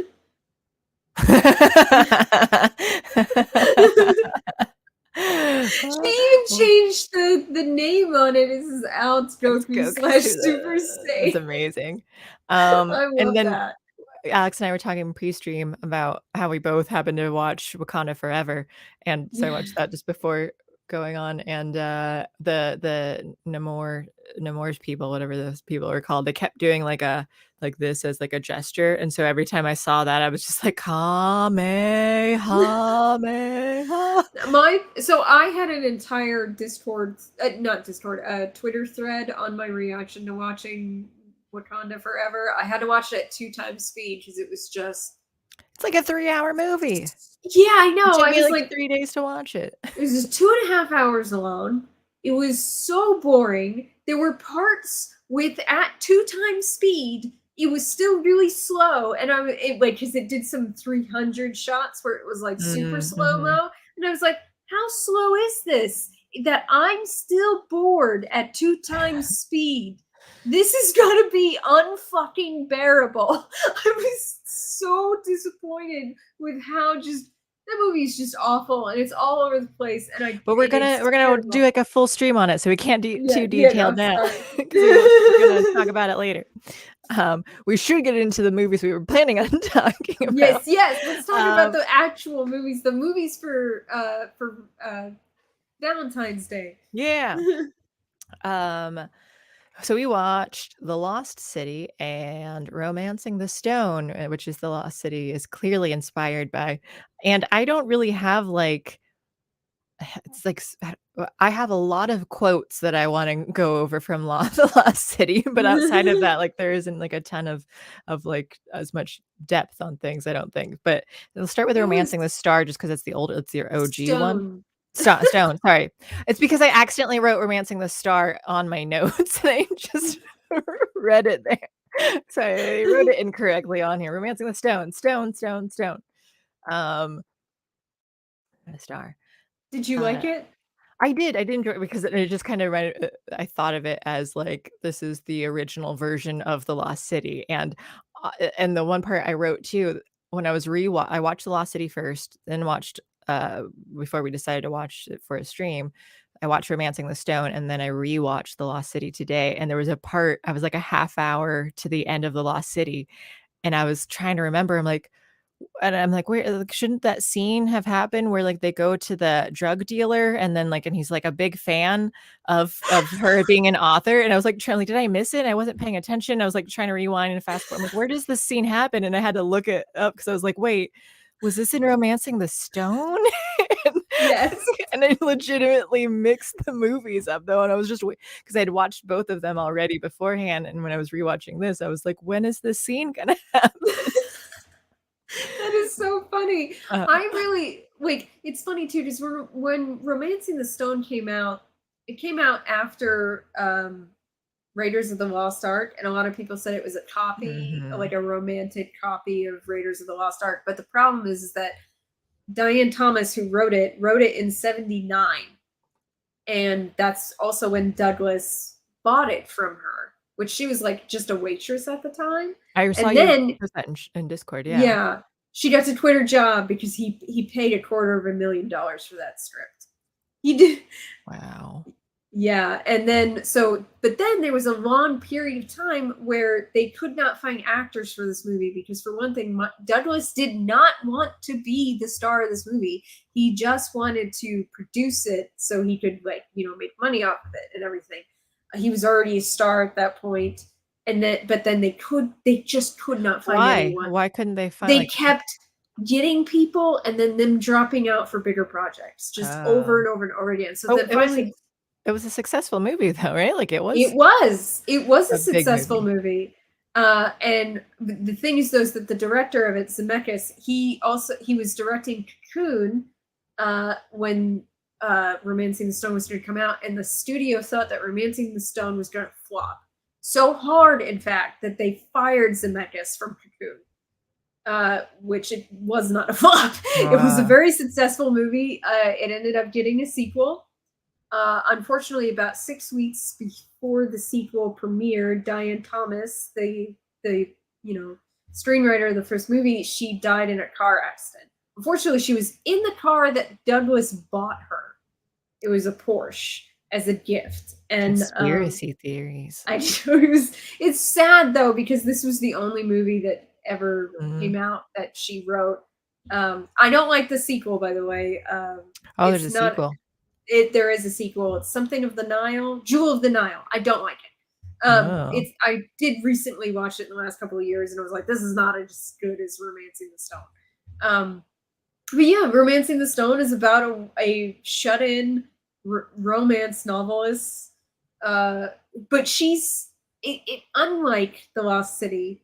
Joan Wilder actually has romance, and she actually has this like really hopeful, maybe a little bit She's overly hopeful uh-huh. attitude about life, while also being incredibly shy and not putting herself out there ever. And her publisher says that she thinks she's not going to find anyone because she's always comparing everybody to her Mhm. heroes. And then, I like this twist that in The Lost City, the idea is that she's already been married and Mhm. she had this great love and he's dead. And Yeah. now she's a shut-in because she's depressed and alone. And Yeah, I uh, like that change. just to go over the plots of both of them real quick, so we have because I did have, like, comparisons in them too, like, even just small, like, detailed things, but Romancing the Stone, she was a woman unmarried who was hopeful. She's a romance author, but she, like, dreamed to find the man that was similar to her leading man in her books and stuff, and then she comes across the I don't even did I write down? I know her name was His Joan name's Jack. Wilder. His Jack. name's Jack. Jack, that's right. And so then she comes across him and they have their whole adventure and everything out there. And then in The Lost City, Sandra Bullock was married and they were both like archaeology type people and more so her husband. And she became a romance novelist and used that knowledge and stuff to write. And then Channing Tatum was the model, like, it was the cover model for her books, and so they're the ones and I think that was just a fun twist too. Instead of Romancing the Stone, you have the actual adventuring guy. Brad Pitt played that character in The Lost City, and Yes. he dies at the beginning, or you believe he dies when he gets shot in the brain Yeah. toward the beginning. we Uh, That was so shocking. Which, by the way, yes. when Channing Tatum's character Alan calls him, and I'm listening to this voice, I'm like, is that Brad Pitt? Uh-huh. I recognize so, Beth, her publicist or whatever, manager, whatever she is, I recognized her voice because I know her from Only Murders in the Building and the mystery comedy that was like, I'm like, nope, her voice is very, that timbre is very noticeable. So it was fun to have like rewatch The Lost City, having watched Romancing the Stone to see like the similarities and where they like kind of played off of like, oh, they're switched things up here. They're and like playing off the tropes that from the beginning and then how they subverted them now. This is But a I'll great spiritual successor to Romancing the Stone. Like it's a great it's because it's not completely the same, but it's still got a lot of the great heart of charm and yeah. sweetness of the first movie, Romancing the Stones. That's one of the reasons why I liked it. It's like it's different, but it's not it's not so different that it's like terrible, you know? Yeah, and the dialogue and just, like, the comedy, like, it was so up my alley 'cause it was so quick and just and certain things were, like, either it was, like, subtle in a very over the top way or, like or the vice versa, like, just how it was done, but again, I have a bunch of quotes that I will go over, but let me go over my You're notes good. from Romancing the Stone. What do I have? What about oh, yeah, when they took the horses at the end, like, that was I see, this is why I need to watch the movies, like, within the same day or 2, because now I'm trying to remember what happened. They, like, killed the guys, and then they rode a couple of the horses away, I think Joan and Jack, but then I wrote, "What about those other horses whose riders were killed?" Because they were, like, riding off with 2 of them, like, "But now you're just leaving these horses out in the middle of nowhere, like, you don't you like, she what are they gonna do? Like, they would probably be okay, but, predator or something." Like, I was worried. I think it was at the no, wait, no, it was at the beginning. That was the very beginning in her book, I think, when she was, like, narrating the stuff. I think that's when it was because that was my first note. So, at least it was a story, but I was just Actually, the oh, yeah, yeah, you mean the bad guys' horses, yeah, in because the like, like, it they they tie her horse to And his yeah. And that's I so was that worried they about hers, and then I saw it, I'm like, "Oh, that's good." I'm like, "Wait, what about the other bad like, the bad guys, though? They killed him."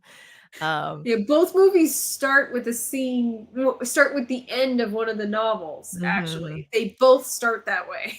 Yeah, and that's why I really like The Lost City we'll get to that too, but just the comedy that they had even within it, but I'll say Kathleen Turner, who played Joan Wilder, I felt like I was kinda surprised because I think she was, like, not even 30, I think she was 29 or so, but I was like, she seems to have the voice of a smoker and the teeth of a smoker, I felt, though, like, she kinda just had, like, the raspiness and then sort of the yellowing of it, so it was just sort of surprising to me, I think, just, like, comparing like, before like, seeing her face, like, and what I expected, but she did She's also remind me of Jamie Lee Curtis in facial structure.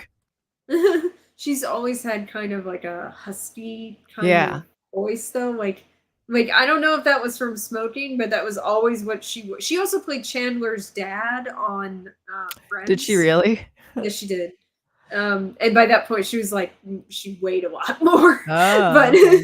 she was much older at that point. Mhm. But I don't know if she smoked or not. I'm not sure. I don't either, she But just, like it just kinda because it had the sort of raspy huskiness that was just like, she sounds like someone who has for a while. Um, but and I think her face just because it was kinda longer, it was reminding me of Jamie Lee Curtis, but, and then I think I only had a couple of notes. Like, overall, I enjoyed the movie, and again, like, I'm, confusing them in my head now between the 2, but at the end, when he comes and gets her in that boat on that's being driven by the truck, and they're, like, kissing at the end as it's, sailing off on the road into the sunset. I was like, "Who's driving the truck right now?" Like, he didn't have, like, other friends and stuff in this movie the entire time, so, like, just who do they get driving this? I also thought that Jack was kind of a terrible shot, like, he had, like, the shotgun or whatever at the beginning, and, like, how are you missing this guy so much? Like, I get where he was, like, dodging the who was he? He was, like, a was he CIA or like some No, government, no, no. He was like the guy that he was shooting at by the bus in police his guy? car. That Yeah. wasn't a police officer or anything. That was like the head of a Oh, that was of okay, maybe I'm a mixing up a different of like an army that he like not a state oh, the army, army. Oh, okay, so, like like, some a sort of yeah, but like militia. a militia head. Yeah. Okay, so some sort of bad guy. That's I think I got confused with some of between, like, one who was a cop and one who but, but the way he was shooting at him was just kind of like, you're not that far away from him, and, like, he wasn't so and I get that, like, you weren't supposed to be able to kill him, but part of me was just like, "Are you that good at a with this gun?" Um, and at the one part too, he swung and he landed into, like, the cliffside, and I just that shot of it, though, I was like, "That rock looked soft." It looked like his face, like, went in there, and I could see, like, it squish into it. Yeah, that's the old So they would 80s. yeah, I know, the 80s, like, foam rocks that they would Uh-huh. run into and stuff. That's in The Princess Bride too, actually. Yeah, yeah. I thought that was funny. Intentional or not, I don't know, but it was just kind of like I that was very clearly cushioned. I love when she goes across on the vine and she Mhm. lands on her ass, and then she immediately pulls out of, like, one of those little bottles of liquor, and she's, like, trying to and she's like, "This day sucks." Yeah, and that's where, like so she's coming from no experience in, like, archaeology type or adventure things at all either, compared to Sandra Bullock's character having had, like, some knowledge of, like, the jungle and all these things. So, like, she's coming in as just very much, "I'm a city person." Um, and that's where I liked, in comparing them, she's walking in and she gets mad when he, like, rips her pantsuit or dress or whatever and, like, and ties it around to, like, help her, and he breaks her heels, and she's like, "You're gonna need to pay, like, there's $900 whatever." Italian. They're Italian, yeah. Um, so he breaks them off, and then when rewatching Lost City, Sandra Bullock she breaks off her own heels though, as she's like, because she's wearing like 5-inch stilettos from it, and so she like just rips them off so she can walk though. And I thought that was kind of like, oh, we kind of have the modern day thing too, where it's just like, she's going to tear him off, and not necessarily in like a woke feminist way though, but it's just kind of like, it is sort of modern, where she's like, I don't care about fashion She and things. didn't actually care about any of those things. Like the Yeah, clothes she's wearing are not like what she's used to in the first yeah, place. So she like it's already in her character to not want to be in these heels. So right. it makes sense. So she was just sick Versus of it. Yeah. Joan went to Columbia on her own and And she did not expect to go into the fucking forest. yeah. So to her, she was like, it was fine that I was wearing shoes like this. Um,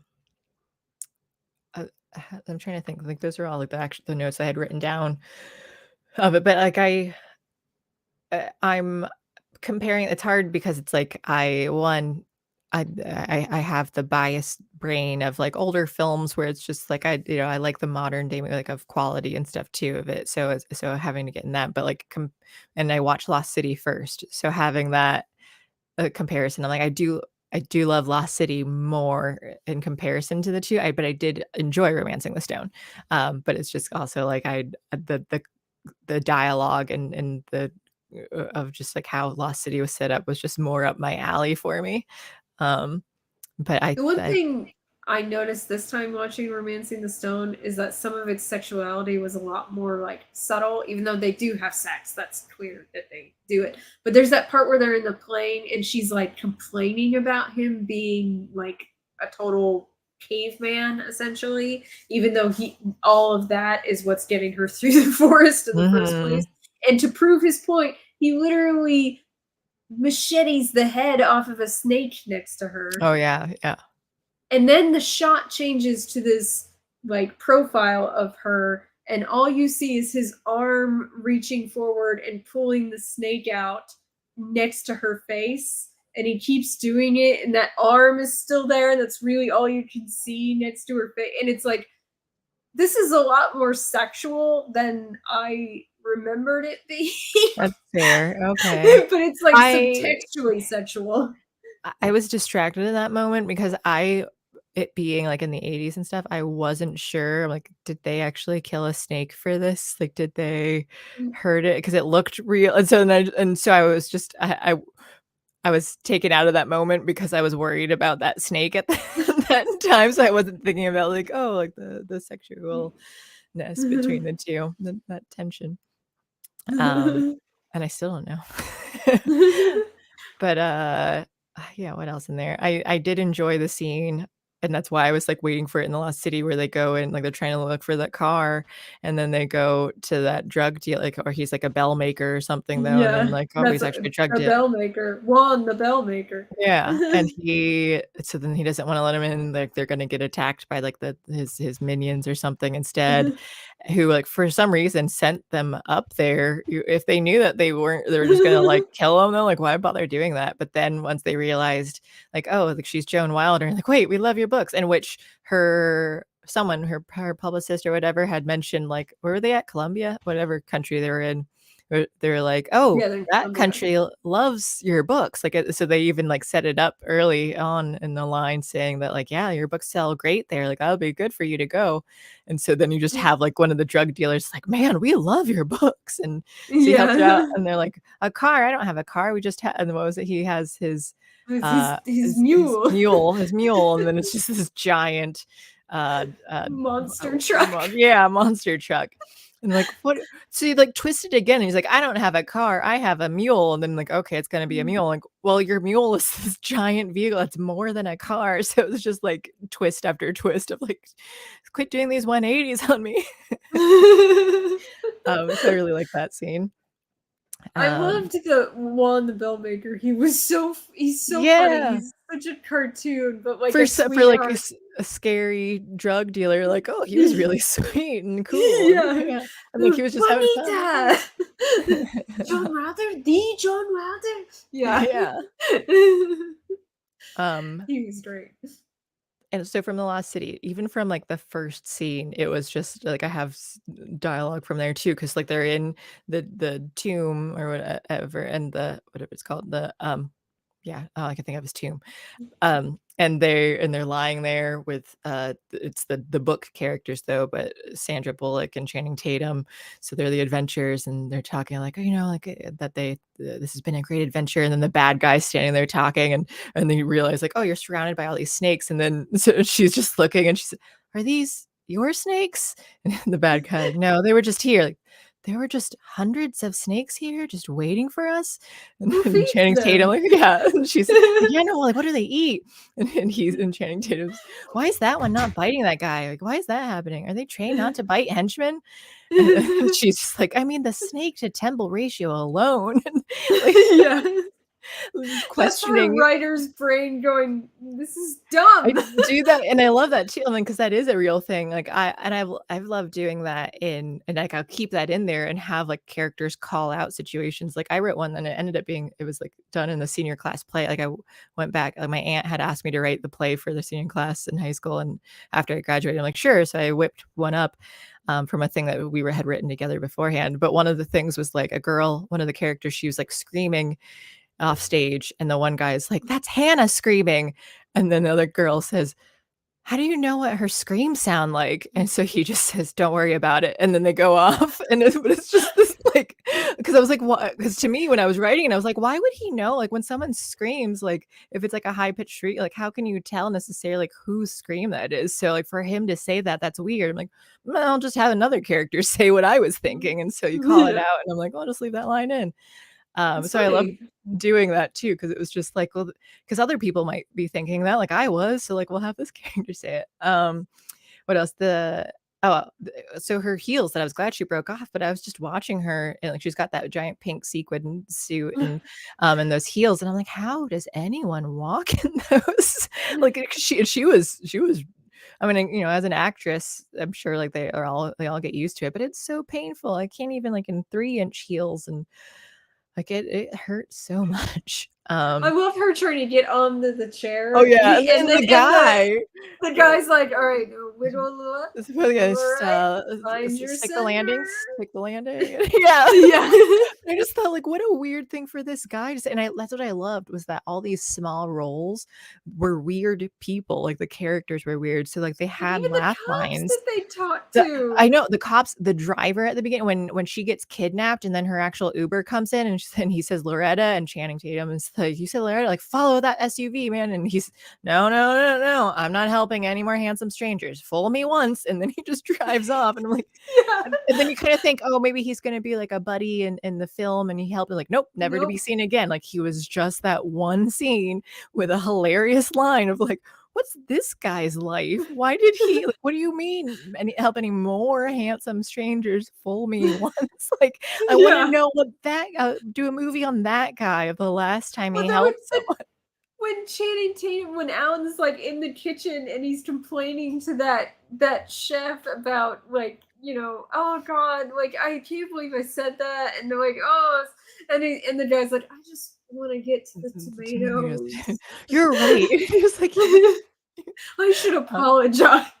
and then And then but oh my gosh, yeah, the cops too. Because what was it? I have those lines where hang on, Speak to the uh, feds, put in a good word for me perfect for good yeah, me. yeah, and then, Me for me for for us. us. Yeah, and it was just like they were terrible, and, like and again, like, just these small roles, and really admire the writer of this script, though, for being able to say, like, you're not like any of these characters, like, even having a small part, like, that was funny, like, that was a good scene to have, and, like, Sandra Bullock's deadpan delivery in so many of the scenes too, though, are great. Daniel Radcliffe was hilarious, like, I loved him being the bad guy in Yeah. this movie, playing Abigail Fairfax, and with her Sandra saying, like, Abigail, and it's like, "Yeah, it's a unisex name, like Leslie or Beverly," and I think and she just, like, knew that, but she just like, "No, I know who you are," so she didn't really care.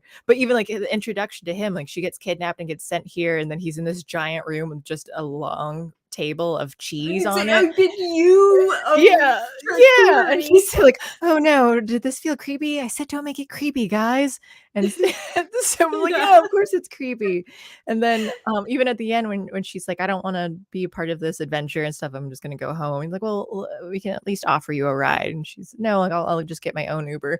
And then the wall opens up and the helicopter's coming down or whatever, helicopter plane, whatever it was, and it's just so windy because yeah, it must be a helicopter, and it's just His blowing around. hair is just And goes he's just, crazy. like, smiling as it's standing behind him, and she's, like, being blown she's trying not, and the cheese is going flying, and she keeps getting hit, I'm like, "This is so fu" because, like, whenever other movies do it, it's just like, "Here's this cool, intense thing as it's flying down." I'm like, "No, And then this is that what black would screen. happen." Yeah, like, just the ridiculousness of, like, yeah, a helicopter being right there is gonna blow everything away. So you're being, like, realistic in the most hilarious way. When they're talking to Brad Pitt's character on the phone, Jack or what was his name? Trainer. What was his first name? Was it Jack. Jack Trainer or was Jack? Okay, It's because Jack Jack Trainer. in that's what I was like, it can't be, but like Yeah. Jack in the They're kind of original in the referring yeah, to that's what yeah, Jack. they I compared mean, his the name of the book tour is Romancing the Page. oh, yeah, yeah, yeah, okay. And so when They know what they're doing. and he said, like, how he's like, I'll get her back in 24 hours or your next rescue is free." And Beth just says, "How many need a next rescue?" And then the girl, her new The social social media media person is like, mania. "More than you think." And so she was, like, weird too, even, like, talking to Nana, I Beth's loved her. Nana, She was and she's insane. like, "Hey, Nana, you slut." And then Beth Yeah. says, "No." And Beth's like, mm-mm. This is just, like, everything, like, the quick dialogue, the humor and stuff too, like, every scene was just, like, packed full. Like, Sandra Bullock wakes up, in the on the plane, and then, and so she's just like, "I feel because she's been chloroformed, and so she's can't doesn't really know what's going on, and, like, and Daniel Radcliffe's just like, "You like these seats? They're made from, Mama Llama leather." And I was like, "What is Mama llama what?" leather. Mama Llama. Like, what a ridiculous sentence Oh, to say. one of my some of my favorite parts were when there was that point where he said, "What are you gonna mansplain feminism to me?" I mean, that's what Channing Tatum says to Sandra Bullock, and she goes, "I can't mansplain anything to you. I'm a woman." And he goes, "Well, I'm a feminist, I'm and I think a woman can do anything yes, a man can do." yes. Died because that was so funny. And then, but actually, my absolute favorite part is when Channing Tatum and Sandra Bullock take out the two guys on the The motorbikes. motorcycles? Yeah. And then Yeah. they are they're normal people who've never killed anyone in their lives. And Oh. their immediate reaction is like, and then they're 'Cause like, the one we guy didn't he like hit it. just was They distracted one of them and he ran into the other one off a and they go cliff. off the cliff. But then they're like, Yeah. "Why was that other guy, like, right at the like, don't park at the edge of the cliff." Like, like, that was Don't kind of start on them. Like, they were yeah, driving recklessly. this lady. Like, Yeah, don't be mean on a bike. you know And I what was I like, mean? well, they were wearing helmets, so they're probably okay. And, Well, like, the but rest their of their bodies bodies were covered in helmets. Yeah, but they're trying to absolve themselves of the responsibility of having killed like, these two that went people. way different than I thought it would in my head. Yeah, yeah. So That's my favorite interchange but between I them think that's is but again, it's one of those things where I think it's so great of just, like, sitting in the, like, aftermath of like, of an action thing or things yeah. that you see in a movie and, like, well, what would actually happen if you saw this? Like, it wouldn't be as, like, eloquent and beautiful to look at, and Mhm. so, like Well, and 'cause then and that's what especially makes it because 'cause they're funny. normal people. They're not action it's not like Jack in Romancing the Stone who's probably seen some shit. No, these are two normal Americans who don't see shit. One of them is a cover model and the other one is a romance novelist. They've never seen any violence, so Mhm. their reactions are so good. I love it. And by the way, Brad Pitt does a really good job. He does a really good job with these short comedic roles that he Mhm. is willing to take. I just And watched he does Bullet Train for the first time the other day, and I thought he was excellent in that I've too, and not seen it yet, but I know that a lot of people mention Bullet Train because Sandra Bullock and Channing Tatum are also in it with Yes, and that's what I was excited Brad about because Pitt. and I was, like, tying in, like, "Hey, like, and these characters are they're in this movie together too, and then this isn't." But we Well, should so talk about Bullet Train in another stream, though, because I need to rewatch it anyway, and then because it's a lot to take like, my brain had trouble because I'm not good at, like, just focusing and watching something for and, like, and it has a lot like, very, very intricate things happening. what I think happened is that they did Bullet Train, and then what happened is that Ryan Reynolds fell out of The Lost City. They could not get a deal to He go was gonna forward be in for. Lost City? He was going to be Alan. He was going to be Alan. Because the What? writer of I think I would this have loved wrote. that even more. I know the writer of this wrote the proposal, which Sandra Bullock and Ryan Reynolds started, Yeah. and she was all set to, be ready to star in another, Ryan Reynolds rom-com.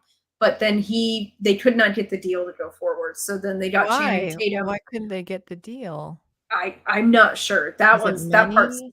probably money. Um, Oh, Ryan. Come on, you don't bless you, you don't need Thank money. you. You do But things because then you love it. like she wanted, after having worked with Brad Pitt on Bullet Train, wanted Brad Pitt to do the part of Jack Trainer, so that's how he ended up in the movie. Yeah, he was And great. by Oh, the okay, so way, because of that, yeah, he was Bullet great. Train and The Lost City, so that's 2022, is the first time that Brad Pitt and Sandra Bullock have ever been in a movie before Really? together. Yeah, they've Wow. been famous at the same time and Yeah. just have not done a movie together until last year. And then Wow. they did two. And I have not seen them in that many different like, actually, like, Brad Pitt, I haven't watched him in many things. When I think I was looking up stuff and I'm like, yeah, like, he's just not an actor. I happen to like, I still haven't seen Fight Club, like, It's very they're good. I know. So we need to watch it for a stream, so we actually sit down and do it. But, the proposal, like, I love Ryan Reynolds, and then I can't I don't wanna tying in all these actors are like, "Oh, you're here and here too." Like, so Bullet Train also has, like, more stuff, and I won't say things for spoilers, but it was neat to see all the different people. Um, Man, now I'm actually kind of disappointed that Ryan Reynolds wasn't Alan in this because 'cause I'm trying to picture him having to, like, because he'd be so good at, like, the awkwardness too. However, I will say this movie I have Channing Tatum is also someone I haven't really seen many films. Like, have I rewatched 21 Jump Street the other day, and I'm still working through 22 Jump Street. I've never seen it before, and I've been watching that in pieces over the last few days. And so that in conjunction with this, I'm like, I I'm liking him more, and especially with The Lost City, and I know he does comedic roles, and I think he's good at that, but I'm, like, finding him more attractive because of him playing this awkward guy, and because Yeah. I'm very much into to that type of I mean, but, like, his physique is not my style, like, he's too muscular for me, like, I like the tall, skinny nerds. I love Matthew Gray Coogler. I've been really into Jack Quaid recently. I love Richard Ayoade. I love the guy from Happy Death Day who played Carter, whatever that actor's name is, but, like, you can see they all have, like, a very similar nerdy Yeah. physique stuff going on, like, and that is the thing that I find sexy. So, like, Channing Tatum, I'm just kind of like, "Yeah, he's alright," but, like, I him mean, being awkward and funny, like, that really, he's raises him. really funny. Mhm. I've always found him very funny, and I when it came to the scene where they danced, I was like, "Of course, you're gonna have if you're gonna have Channing Tatum in the movie, you have to have him dance at some Yeah, point that's fair. because he is a dancer and he's a Mhm. very good dancer." And I've seen him do like a lot of people they think I'm talking about like stripper dancing, but like I don't know if you've seen it, but he's in Hail Caesar, and there's a scene Mhm. where he's filming an old Hollywood style musical, and so like he's in a sailor suit and like the Pillsbury Doughboy kind of look, and he's doing that kind of tap dance, musical style dance, and he's very good. So like he just knows a lot of different dance styles, and he's Yeah. very good at Well, dancing. So it's like, yeah, he should like if you're gonna have him, you might as well utilize those skills, which is kind of why I'm like, why did you get Ryan Gosling? Like, I think people undervalue also Channing Tatum as an actor, like in those skills, because I think he is actually good. I just think a lot of people think of him as a meathead, maybe, Because he and does he's play a not. lot of he gets typecast into, like, the dumb roles, which he's really good in those comedic parts, though, but oh, what were you saying about Ryan Gosling? For which role? Yeah, right, for La La Land. Oh, okay, that's what I thought you were gonna say. Can Channing Tatum sing? I don't know if he can sing. That one I I'm mean, not sure about, I don't think but, that, like, like, either I don't think I Ryan don't really think Gosling had, like, guys a like can't. strong I don't think so either. So and then he was not even strong at all in that movie, and I really like no, Gosling. Gosling. I think he's a very good actor, but I I don't haven't think seen that him in a movie. ton of things. He's very good. Honestly, he often has like his blockbuster projects. They are so weak compared to his performance usually, Hmm. and it kind of bothers me. I'm like, stop picking these Well, projects. Like, I'd I rather you stick to the indie art films. also with, Emma Stone, right? That's the right Emma for Emma Roberts? Yeah, Emma Stone. No. Stone. Um, then I love her, like, I think she's great, but I also think, like, her singing, like, it was a very soft she has a soft voice and singing like too, so, like, both of them, I'm like, their songs were my least favorite, like, I Yeah. loved Another Day of Sun, but, like, neither of them are in that, but I thought that was, like, just, like, the most enticing song for me with the music and stuff, but yeah, like, for them, I just thought, like, the performances were fine, but, like, the singing, I just think for a musical, I was surprised that they didn't have, like, stronger singers in it, but again, I do love Emma Stone. I Um did not like her in that movie actually as an actress either. I know she won an award for it, but she clearly was externally acting throughout, and I know the Academy likes that. I know often people like it, but I'm not a huge fan of external actors Mhm. because I always feel like I hate the idea of seeing you act. I am okay with it in a comedy, but in a drama, it always pisses me off. Like in a comedy, it's absurdist usually, so it's like Mhm. totally fine to be clearly putting on a clown face. But when you're doing drama, I feel like you should be more Wanna be internal. immersed in as the Yeah, viewer and yeah, yeah, no, and I get that. so like Emma Stone's performance really kicked me out of La La Land hardcore, and I was like, I'm just not enjoying this movie at all. And especially considering the fact that I'm a big fan of like the old school Hollywood musicals. So I guess I just thought I don't think I was as critical of the acting itself because one, I thought, like, the singing was kinda but I thought the characters were kind of bland, like, I mean, like, I didn't hate the movie, but I didn't think it like, again, I really loved Another Day of Sun and then, like, the one other song that the friend sang, like, those 2 songs, like, were what, like, really got me, and then I hated the ending too, where I'm like, you went in this weird, like, realistic direction though, but, like, you spent this entire movie with these people, like, and it's a like, or you think it's a romance though, and when you don't have them get together, and then you have this weird like, then I'm like, I end up liking something or not based on the ending, and so when you steal the happy ending from me, like, I can't like this film. But the only reason I can kinda say I enjoyed it was because certain parts, like, of the music I really liked. But, uh but anyway, back to the thing I love is The Lost City, and again, even though my heart breaks that Ryan Reynolds is not in that and have now that I know this, it has made me really appreciate Channing Tatum more. I saw let me real quick see in chat because the high heels discussion reminds me of Jurassic World where the actress, I think, insisted on wearing them the whole time. Um, well, there's the thing I'm also okay with them doing that because, like, the feminists will now argue about, like, you wanna try and get rid of any of the femininity in movies and, like, make them realistic of, like, don't have their hair pretty, don't whatever.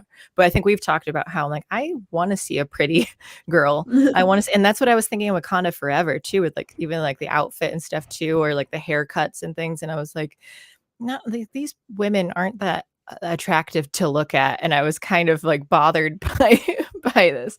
So I don't mind sometimes, especially in a comedy if they call it out too, though. But like I can kind of I'll suspend my disbelief for certain things, though, like for like your hair is pretty in an action scene, though, because I'm like, yeah, I want to look at pretty looking things. I think the part that everyone makes fun of for Jurassic World is that they literally show her feet as she is running from the Tyrannosaurus Rex in heels. That's why everyone made fun of it. It wasn't because she didn't take them off or they didn't show her lose the heels at some point. It's the fact that they literally showed her running in high heels, which is almost impossible to do. So But did she actually have to do that as an actress? Because if she did, then that's impressive. did. Well, you know what's worse is In Time. I don't know if you've seen that movie, but it's a Justin Timberlake, Amanda Seyfried sci-fi movie. It's actually pretty good. What? What? Yeah, you need to see it if you have. Like, we need to do a weird sci-fi movie night because this is a good movie. But like, she is running in platform high heels the whole movie, almost every single one of her scenes. Is that harder to run in than stiletto heels? I have no idea because like, she's wearing platforms underneath the heel and thicker, then underneath the foot, and then the actual heel is a stiletto. Is stiletto. Oh, but then that makes it less painful because it's not arching as far. Like when you have the platform, then you're not at least as far. I don't know about that. Really? Because that's the heels that I do have. Like for me, if I'm not having to like, it's not putting as much pressure on the ball of my foot because it's like up. It's if there is more of a platform here. I think it depends on if the platform is just adding height to the heel as well, or unless they're willing to lower the length of the heel to not be quite. That's what it depends. Like if it's like a 5-inch heel and then you have, but then you're so even a little bit higher, it's like, okay, it's only 3 inches in your actual curve because it's a 2-inch platform here. So that, and I'm trying to think of like, I only have like a couple boots that are sort of like that, but I think they're less painful, but most every heel like is painful though too. Like unless it's just like a 1-inch thing, like that's okay. But like anything higher than that, I have so many boots and I never wear them because I love the idea of them, and then I'm like, nope, I can't even walk in these for long.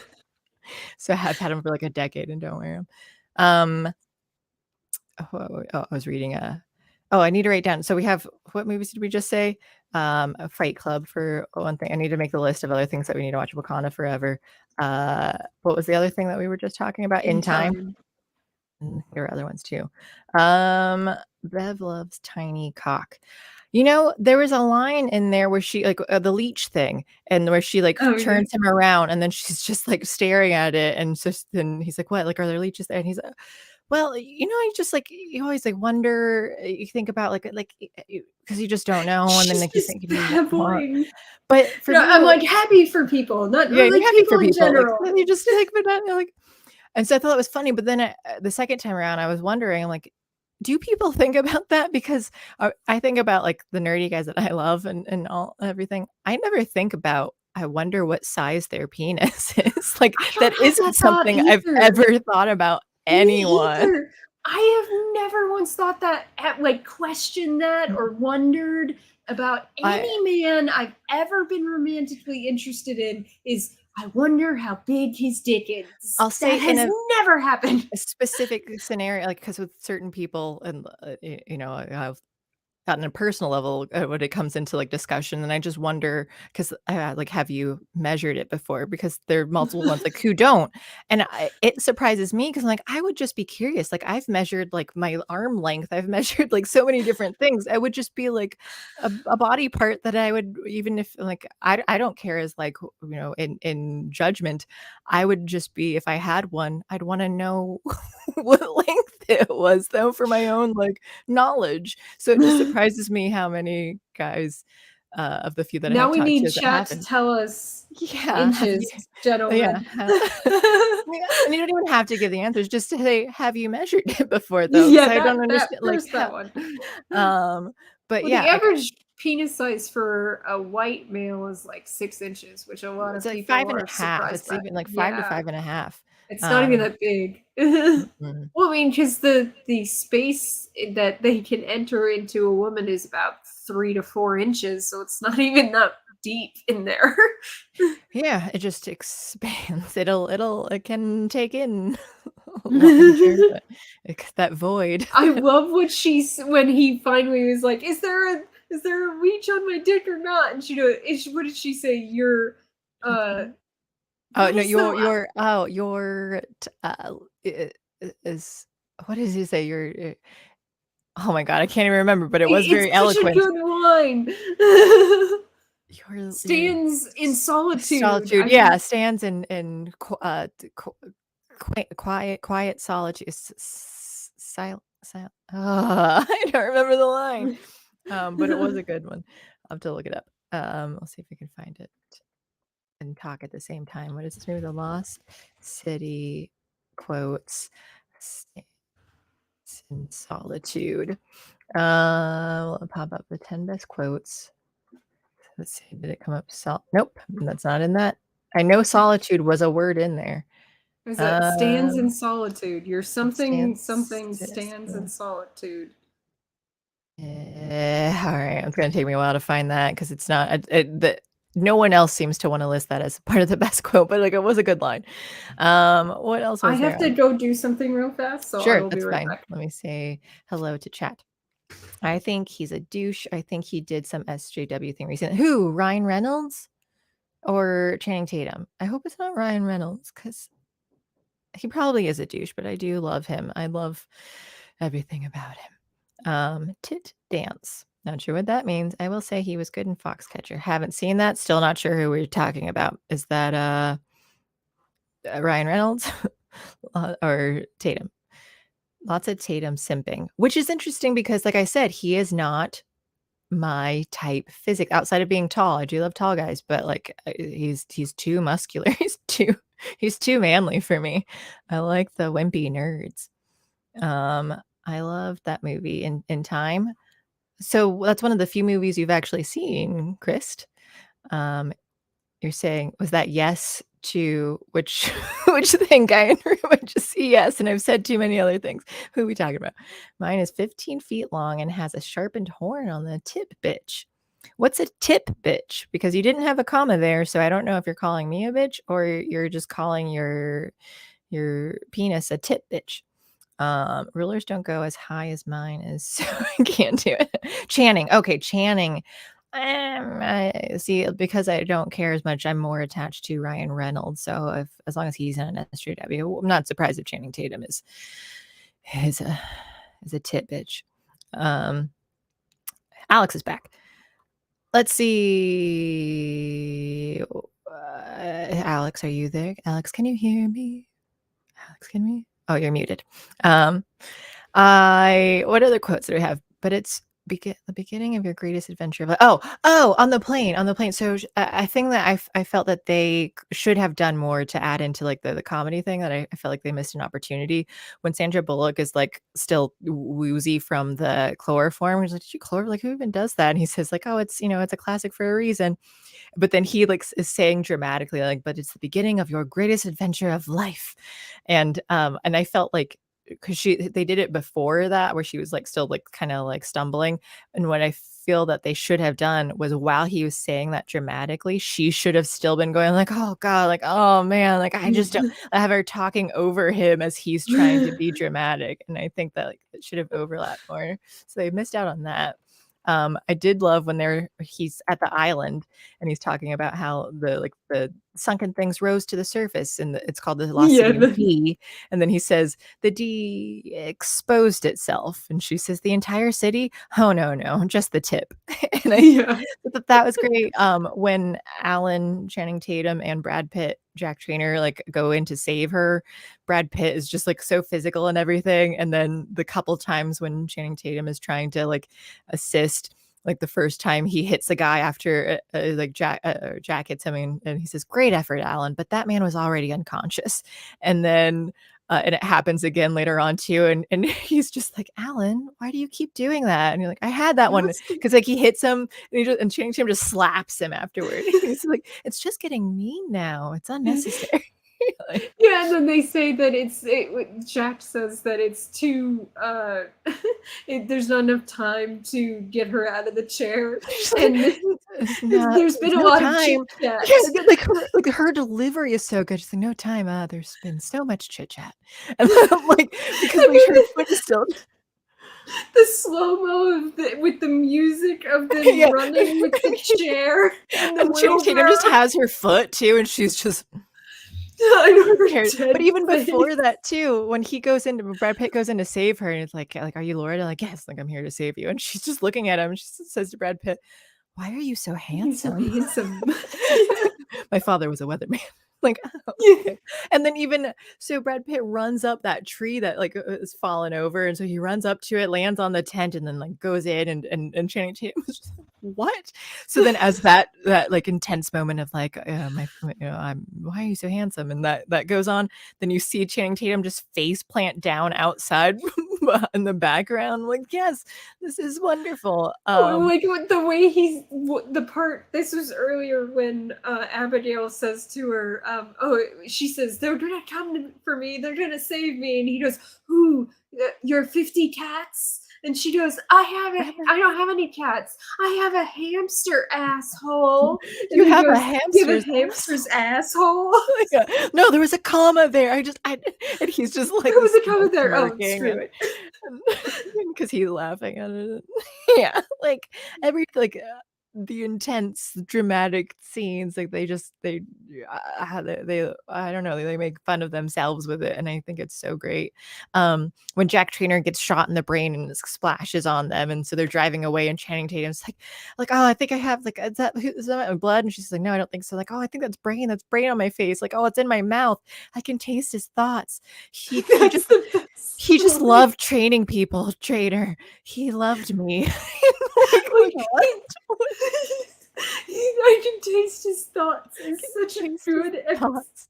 And why he think he loved me. Like, Yeah. But I love how he's like, "Trainer, he was a trainer. Oh, here it is, Jack Trainer." And they're like, "Oh, he's "Hey, not that's how I saying do everyone." trainer." Yeah. That's how I put everybody in my phone. And it was like, and what the woman's Sandra butt stuff. Oh, yeah. There's this woman in his phone that he is labeled as the woman he can have butt stuff with. Uh-huh. Yeah. And then when Jack answers the phone, he's like, "Jack Trainer," and his last name really is Trainer. Um, Also, Wesley. I was thinking more about your name at some point in between Why? live streams because I was trying to figure out whether I like Wesley or Wesley more, or like what I think to myself because it was too forced. So I was trying to not think about it because I think I like Leslie instead of Leslie. But I was like trying to think of like Wesley Snipes, and I still don't know. But I think I'm leaning toward liking the sound more. I think Wes you said this the last live stream I was Is on. it? I thought I said the opposite. I still don't know, but I'm just letting G-Man know I'm still thinking about you. But anyway, he says Beverly should guess her size is like a carnival barker. I could, but then you have to answer truthfully afterward. I'm gonna guess Uh, you're all 6 inches, just uh, flat out. I will say Just go with average down the line. 6 is too big though. From last I read, it was either 5 or 5.5. So I think like 6 is over average. So I'm Is gonna guess that six? Is 5. that 5.5 for all men, or is that because I specifically said 6 for American, white men? white. Maybe I was American. Let me look. White men penis size. Average. Average penis and erection. Hold on. The average penis is between 5.1 and 5.5 inches, with one study finding that nearly everyone falls within this range. This is That everyone. sounds It like might not everyone. be average length. Factoring. Yeah, well, Alex, I don't care about race, so I don't think I looked it up per race before. I don't think about people's skin color when I think about penises. Uh, How often do you think about you're a penises? male constantly, nonstop. No, like we said before too, I'm like when I think about a guy like that, like, oh, I love that actor. Like I don't think about his penis. I know. Like the only time I think about men's penises is when women start fawning over foreign men from nations that don't have circumcision. When American women start fawning over foreign men, I always start thinking about the fact that those men have uncircumcised penises. I don't think about the size of them, but I think he has an uncircumcised penis. And you are not considering that in your fawning. And it always makes me laugh. I do you think that they would care though too when they're because again, like when they're not thinking about penises, like if like us, they're not thinking about them at all. But I don't know if other Probably people tend not. to do that. All right, I'm seeing a list of them, but then they're not actually. Again, it's important. And it's not saying I like it just lists African American, black, white. Is this the I have size? to Oh, go it's check listing. Okay, that's fine. Okay. something because something I heard noise. Oh, all right. And I'll talk to Chad about this then. It's not giving me the size, but it's just listing on the average penis size by race. So it's listing largest to smallest, but I'm not seeing penis slightly longer. And generally, average penis length is slightly longer in black or African men with average length in this group. Caucasian penis size is only a quarter of a centimeter smaller at 14.5 centimeters. Can someone tell me what that means in inches? Because I don't know centimeters. 2.54, right? Calculator. 14.75 divided by, I think it's 2.54, 5.8 inches.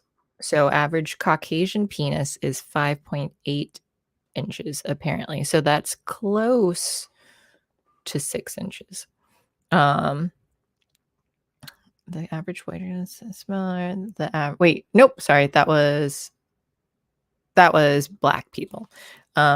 Caucasian is 14.5 centimeters, so divided by 2.54, 5.708, not a 6.71, 5.7 inches. So there you go. If you're white, your average, oh, there's Alex. So average Caucasian penis size was 14.5 centimeters long. And I had to do the math because I don't know what that means in inches. And I think it was I didn't look it up, but I think it's 2.54 centimeters to inch. So I divided by that, 5.7 inches on average for a Caucasian. So glad we got that figured out. Which apparently is only 2.5 centimeters, whatever that means in inches, smaller than the average black penis, which is 14.75 centimeters.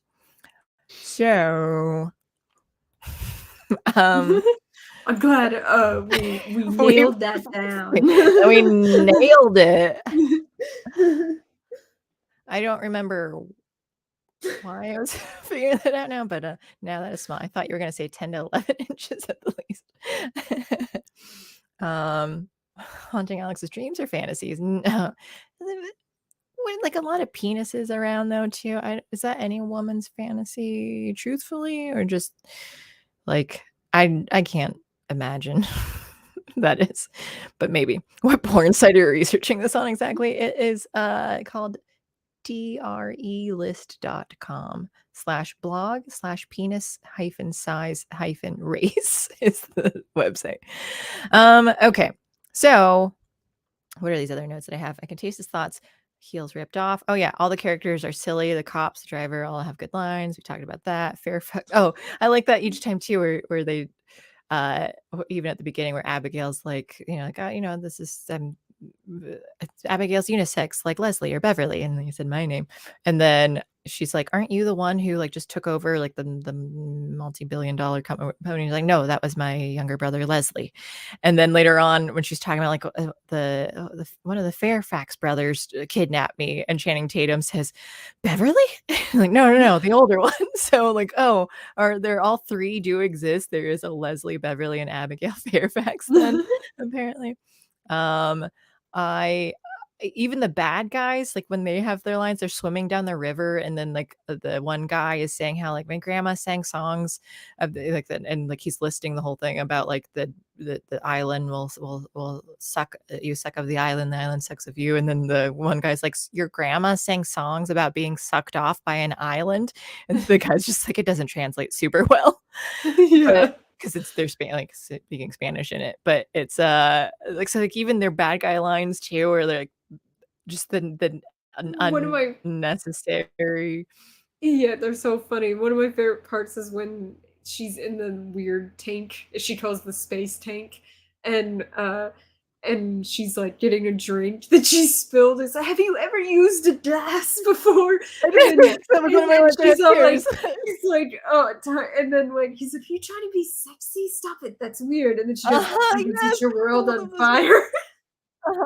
but, like, again, Daniel Radcliffe's delivery in it too, because she's like, "Do you mind if I, like, just top this off?" And he's like, "Yeah, sure, whatever. Have you oh my god, have you ever used a glass before?" Like, he is so good at being The annoyed, and then, like, "Are you trying to be sexy right now?"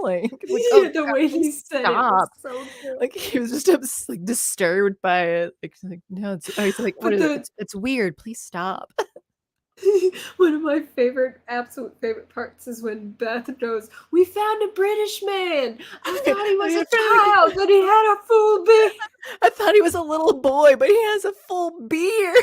Yeah, just shouting in the water. Because Daniel Radcliffe is really short. Mhm. Little baby. Um, I Yeah, there's so many lines, like, what else?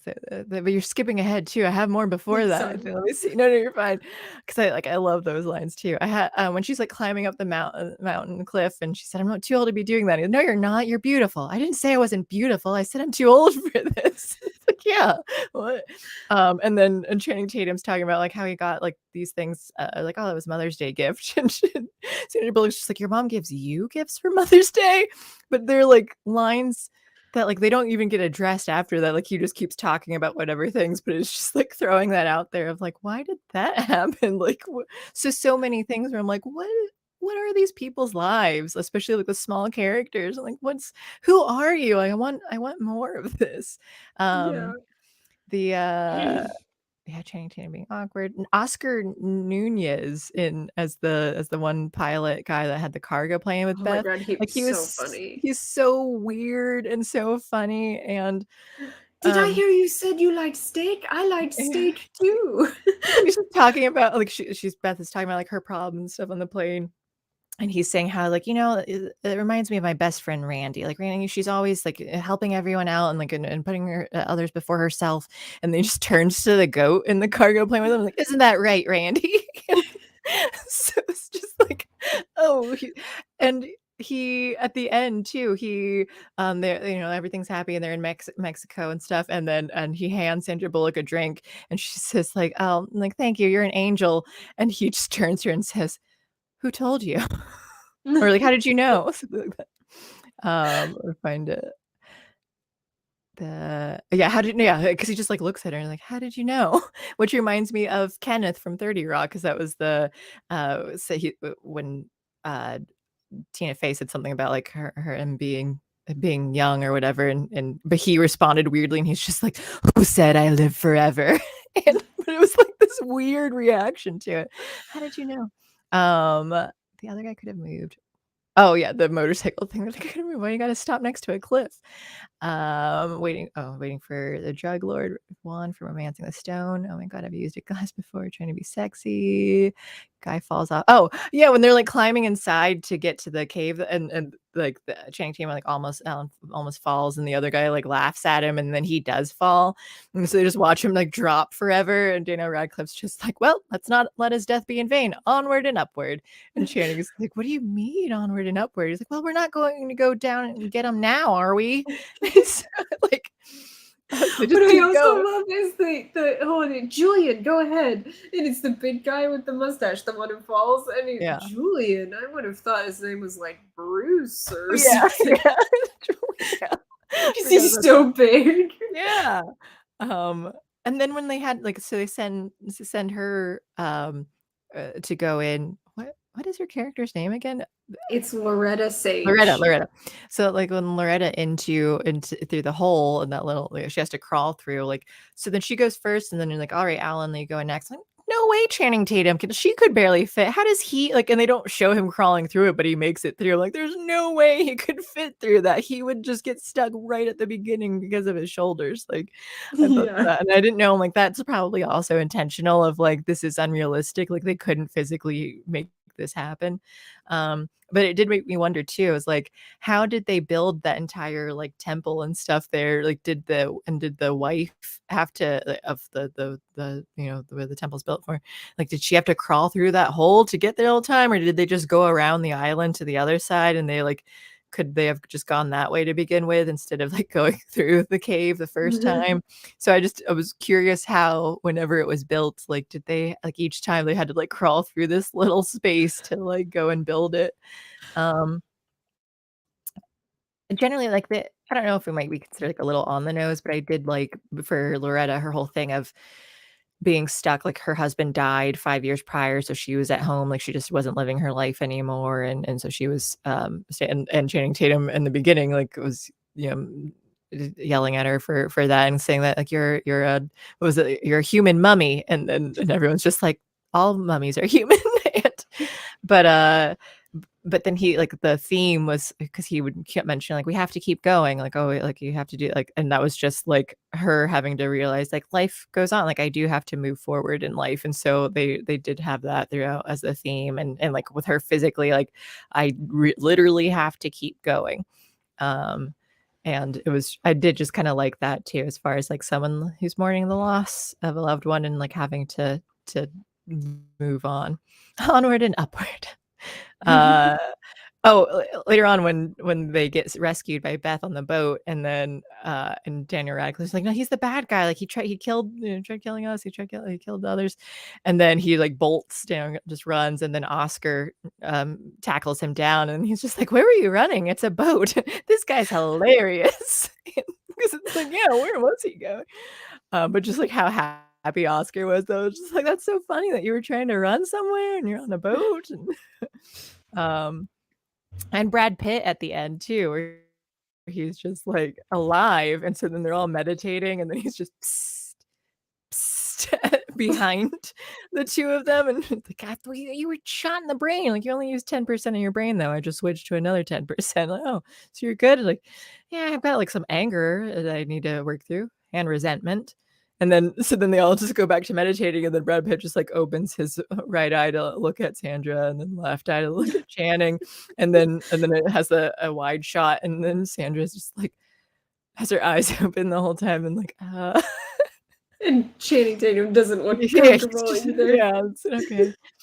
Um, so I just thought, like, every scene, it was gold. No, like that. Like, I don't think there was a scene that was just kind of like, oh, that nothing interesting happened there. Like, they had something weird or funny in each scene to keep it going, and like, whether or not it was the most useful story wise, it was at least funny. And that's how I always feel about, like, the way they teach you in script writing for like Western time. Like, you cut the fat and you try to, all each scene should keep, in modern day, like, should move the story forward, and if it doesn't, then, like, you can cut that out.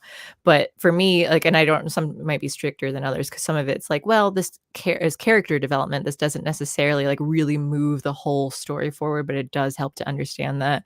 But moreover, for me, is like, if this scene is funny, like, even if it doesn't do anything really for the story, but like, it does kind of help with characters, because but it's more just like, this is hilarious, and you see the characters in the scene, then I'm like, I'm leaving all of these scenes in. But, and I just felt that it did a good mixture of both, though, because it's like, oh, you just see that the bad guys are swimming down this river, then they're going after them. And then, but it's not just a quick clip of like, oh, you see that, you see, hey, they're swimming down this for a while. They're going to be talking or doing something. So then they're having this conversation, and it's weird, and they make whatever joke dialogue here. And it's just, they didn't waste the space that they had for each scene in it, and I just really admire the writers in this movie. It's good. I actually like it better than The Proposal, which I think is the the I person's. agree, even though I love Ryan Reynolds, so I will never admit to that again. Well, and I wouldn't. It's funny too because like I really like *Romancing the Stone*. I think it's a very good movie and everything, and I wouldn't put this above or below it. Honestly, I would not put *The Lost City* like as a worse movie or a better movie. I honestly think they're not exactly the same because *Romancing the Stone's a lot more serious. Mhm. But I really enjoyed *The Lost City*. It focused more on the comedy and it did a really, really good job. And I really enjoyed it the whole way I'm through. so glad you liked it, 'cause like I said, I I wasn't sure how you would feel. I'm like, "Is it gonna be too silly for you? Is it gonna be" like, I just wasn't sure. I mean, I think it was really well done and I really enjoyed it. And for being a *Romancing the Stone*, like spirituals, follow up, I felt like they did a really good job by Yeah.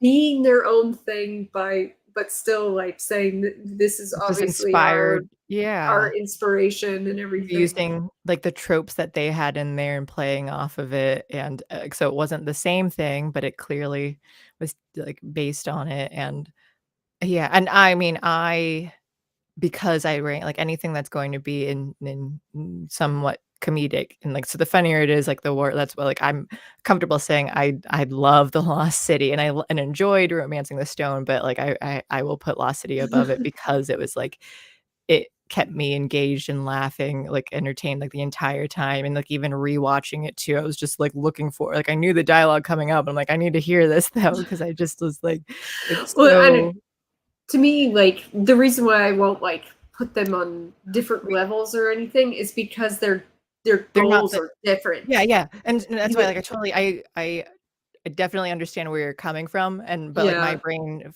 like, it's comedy will always, like, it's just going to, like, but, like, I do understand *Romancing the Stone* wasn't trying to be as funny and goofy, like, as this was, so I understand that the comparisons aren't equal like, you it's not It's fair to not compare them it's the not a same way. one-to-one.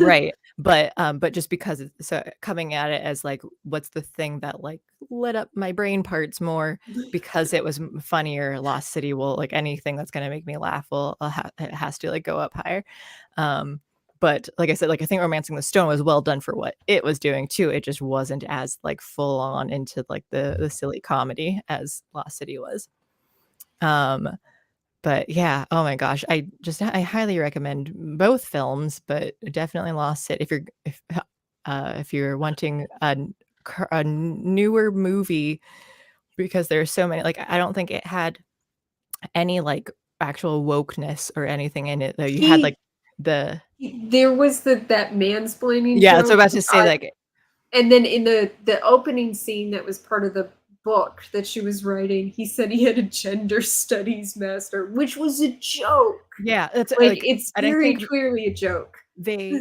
like, they make note of, like, the existence of these things, but I don't think they were, like, um trying to promote it though, because they were kinda No. making fun of, like, the mansplaining thing, like, "Well, I'm a feminine," like, okay, like, you're kind of making fun of both ideas here though too, that, like, if he is a feminist, but he's a stupid guy, so then it's just like, well, he's not doing it well, so, like, even though they're referencing some things that, like, woke people preach about, they were using that information and making it funny, and they weren't, like, preachy about it themselves. So I just yeah, yeah, Guy and Rhea, I'm like, "No, like, it is hilarious. And I'm sorry, like, we spoiled all of the good dialogue, though, but I'll say their delivery is way better. So, like, just how, Yes, like, that's in true. Their watching it, delivery is amazing. so just, like, take a little bit of time, forget all of the things that we said, and then go in and watch it, but, like, it's such a fun film, and yeah, like, for a current movie too that, like, if you're worried about, like, "Oh, what's Hollywood doing?" I don't think that they had anything that was gonna be, like, obnoxious and preachy about it at all. It was just Yeah, a fun, funny film. it's an adventure comedy, Romance. an action adventure romance comedy. Mhm. I would say comedy is the noun because that is definitely The what it focus. mostly is. It's Mhm. focused on the comedy, whereas *Romancing the Stone* is an action adventure romance with Yes. with With light comedy yes. elements to it. So that's why they have a lot of the same elements, but the focus is different. So like yeah, but this is a Lost City is a fucking comedy. They almost called it The Lost City of D, because they made a lot of getting the D jokes. Mhm. Yeah, and, I'm I'm happy to have watched it twice, and I was thinking as I was watching, like, this is a movie that I would, watch multiple times. Like, they're outside of, like, bad Christmas and horror movies and stuff that I just do, like, because it's, like, that's the month, so I rewatch all those. I'm not that big of a movie watcher, so I don't go back and watch a ton of movies, too many times. There might be, like, a couple times, and especially for these streams where I'm like, "Oh, I need to refresh my memory and do that." But, this is one that I'm like, I think just casually, I'd be like, "I wanna watch this movie again," and just because it was so Yeah. funny. Um, I know you were not as big of a fan of it as I was, though, but, like, just thinking about, like, you saying, like, this is a comedy-focused thing first, that it reminds me of Thor: Love and Thunder, though, because I just think that, like, one issue that people, like, disliked about it is that they were expecting this superhero movie, and I keep when I talk about it, I say, "It's not a superhero movie, I think it's a comedy movie about a superhero," but they were, like, just being way sillier with a bunch of, like, an over the top. So I think it's one of those things you kinda have to get into a different mindset. Like, even the, Doctor Strange was, like, messy with how they kinda went about the sequel. I think it was trying to kinda do stuff differently than, like, we've had a bunch of standard superhero movies with Marvel, now we're kind of branching out into the different genres, and I think My people are struggling in kind of Yeah. accepting some of those. Thor: Love and Thunder, my problem with it wasn't that it was a comedy, like, I'm totally cool with that. It's the fact that the jokes didn't land with me. Right, and it was so subjective, and that's why, like, with Lost City, I didn't know where I'm like, "Well, you don't like," but to me, they were similar in kind of, like, the silliness of it. I need to rewatch Love and Thunder just to kind of, like, compare, like, exactly how I might view both of I them, guess I think. the jokes were always fresh in The Lost City. They were new Mhm. jokes every time, whereas I felt like they re-hit a lot of the same jokes in Thor: Love and Thunder again and again, and that's not funny to me long term. Like, I can't maintain thinking something like that is funny every time, or versus, like, Lost City, they just We kept have coming, I and they think were all different. It was so amazing. I think that's fair. I mean, there is the way, like in comedy, you have the rule of 3, or you have like even more than that, where it's just you keep hitting, like you have the bit and you like keep it through. So like you keep bringing it back, and then there's also the point where people talk about you do it so much and then it like gets stale, and you're like, and then there's the point that it comes back and it's funny again though. But so The there's that kind of thing too, but it doesn't work for everyone, and it's so. There's a very few things that work like that, for me, but there Mhm. is one that I think you should see. It's an Andy Kaufman video. Uh, it's called "I Trusted You." He literally Uh, performed this. Have you heard of it? I trusted you. I don't think so. It's it's really funny. Okay, right, let's watch it. Also, Chris says someone else being Thor was dumb. I expected it to be as well. I think they kinda maked it work, and they kinda made it work. They because and I thought it was gonna be more, like, feminist and woman power thing, but they didn't do that with her. What's her name? Jane or something? Jane They, Foster. so for how it was handled, I was actually surprised that it wasn't as, like, heavy-handed about, and I didn't think it was, like, woke in that regard at all. I think they made it make sense for what they did. Um So this is old. oh, hi, It's Stevie J. older. Man, Really I was brilliantly accidentally talented. ignoring A YouTube. singer of such rare distinction that we simply had to share him with you. It's an honor to welcome to the stage of the Midnight Special, the gifted Andy Kaufman. This is so old. This is a folk music festival he's at.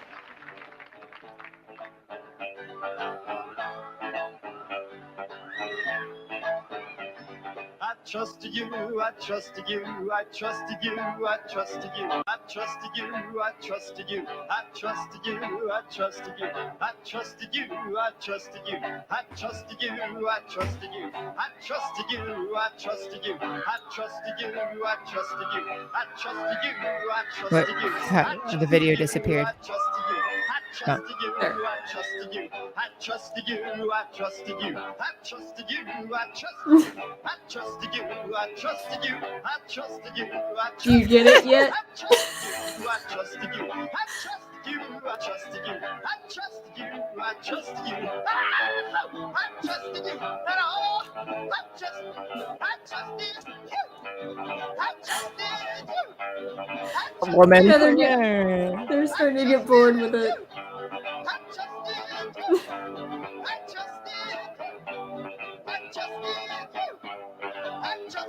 He just keeps doing it.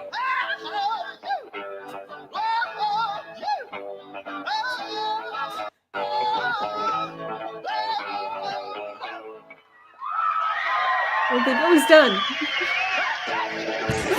Yeah.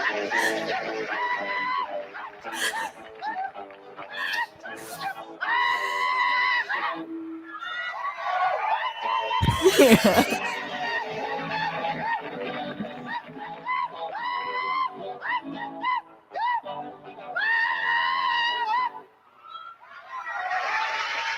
Is he done? Even like the guitars in the back there, he's like, oh, he's still going. I trusted you, I trusted you, I trusted you. I trusted you, I trusted you, I trusted you, I trusted you, I trusted you, I trusted you, I trusted you, trusted you, I trusted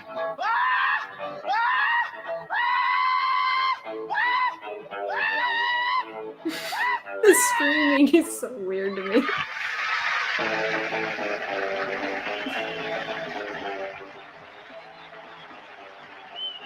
He even bowed.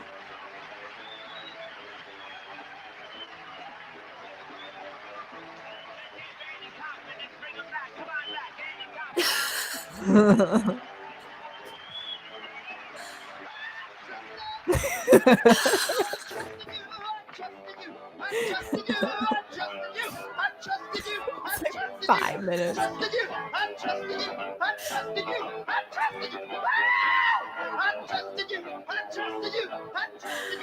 So these people are not here for a comedy show.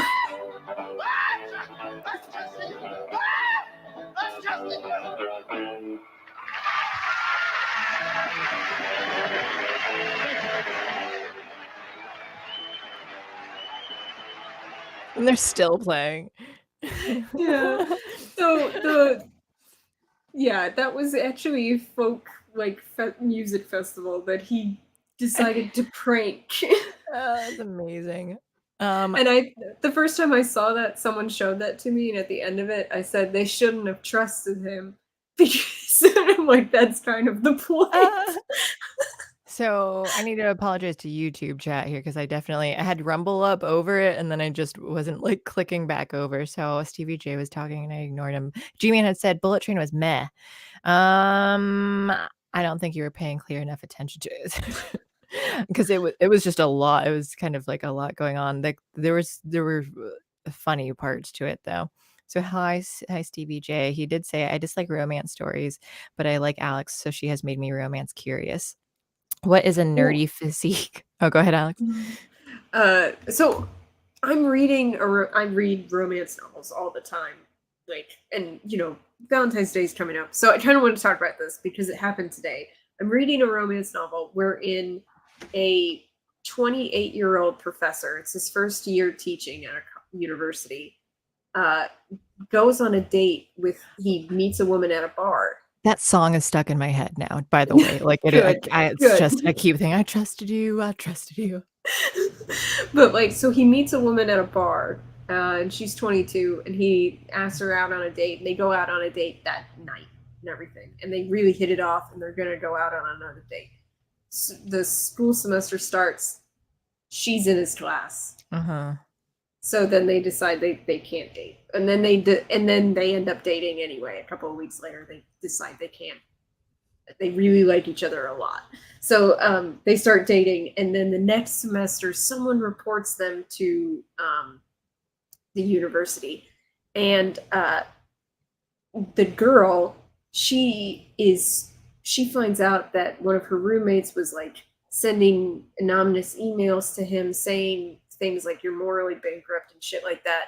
And so then she and her roommate get into a fight, and her roommate is doing all the Me Too stuff that happens in academia. So, and she says, fucking your professor is inherently coercive, and the woman, who is the female lead of the story, cuts her off and says, "What a fancy phrase for I think you're too dumb to make your own decisions." Yeah. And then later on, when they've been reported and everything, and the guy decides to take the fall for it completely. He writes his resignation, and he says that it's completely his fault, that he even blackmailed her just so she doesn't get expelled. He wants to protect her. So when she finds out about that, she's talking to her advisor, and the advisor says, the administration isn't particularly concerned with true justice, but they're very concerned with the appearance of justice. If this ever comes to light, they want to be able to parade someone's head on a stick. And now that they've got that, they're happy. And this is in one of those this is from a writer who writes a romance novel every couple of months and is not out here trying to make literature that people discuss. And she's literally hitting back at the academics' view of, and I was like, this is so fucking good. I was not expecting this. Like I said, I read probably 100 romance novels a year, and this might be one of the best ones I've read because it literally uses a situation that happens in a lot of romance novels.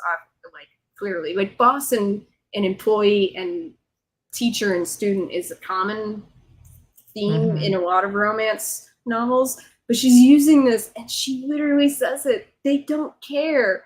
They don't care. And I was like, holy shit, this is the reality. And I am angry at this idea that college students who are 18 years old or older are not cognizant or capable of making decisions about and being held responsible for those decisions. Don't count them as adults if you're not going to let them be considered old enough to be able to make decisions. Exactly. It pisses, and they do it. It mostly goes to the way that they think women are not capable. But then you'd say okay, if you're not able to do that, you shouldn't vote either. Yeah, I know. You shouldn't be allowed to drive, or take away other things though too. It's if they're like, well, she can't make that decision. Okay, if you think as a woman, because usually it's other women doing it, then take away these other rights and stuff too, or the abilities for them, because clearly if you don't think they have the cognitive ability to make these decisions, then they shouldn't be able to make these choices on other things either. That's what I was saying. Decide for them. Yeah, well, then they shouldn't be in spheres with men. If you think that they're not capable, then they shouldn't be in the same spaces, right? Yeah. So, but they it's you can't have your cake and eat it too. Either we are responsible for our actions as adults, or we're not. Especially at 22. I'll say comparatively, 18, less responsible choices potentially, because your brain is still developing. 22, you're getting closer to the brain finishing developing though. So I'd still say there's enough of a difference to be at 22, I would still be yeah, she can make those choices. I mean, if we're going to go that hard into it, then we'd say 25 until you're an adult and you can't make any choices for yourselves until you're 25. Yeah. But if we're going to say that someone could be responsible for a drunk driving incident or a murder or any crimes they commit after 18, then they can be responsible for their own sexual choices too. Who they choose to date. Yeah. What was the name of the book, and when did that come out? That book came out in 2022, and it's called The Hookup Equation, and the author's name is Roxy Noir. It's probably a fake name. Probably sounds like it. Most of them have fake names. Yeah. But yeah. But it's actually, I was surprised. Because I'm like, this is just regular romance throughout most of it. And then, damn, did she hit back at that academic, like, Awesome. witch hunt shit. I was like, yeah, this is awesome. I was really impressed. I was already impressed by her, like, there's errors in most of these books because they pump these out fast. Yeah. Like, no one is as productive as a romance novelist. Mm-hmm.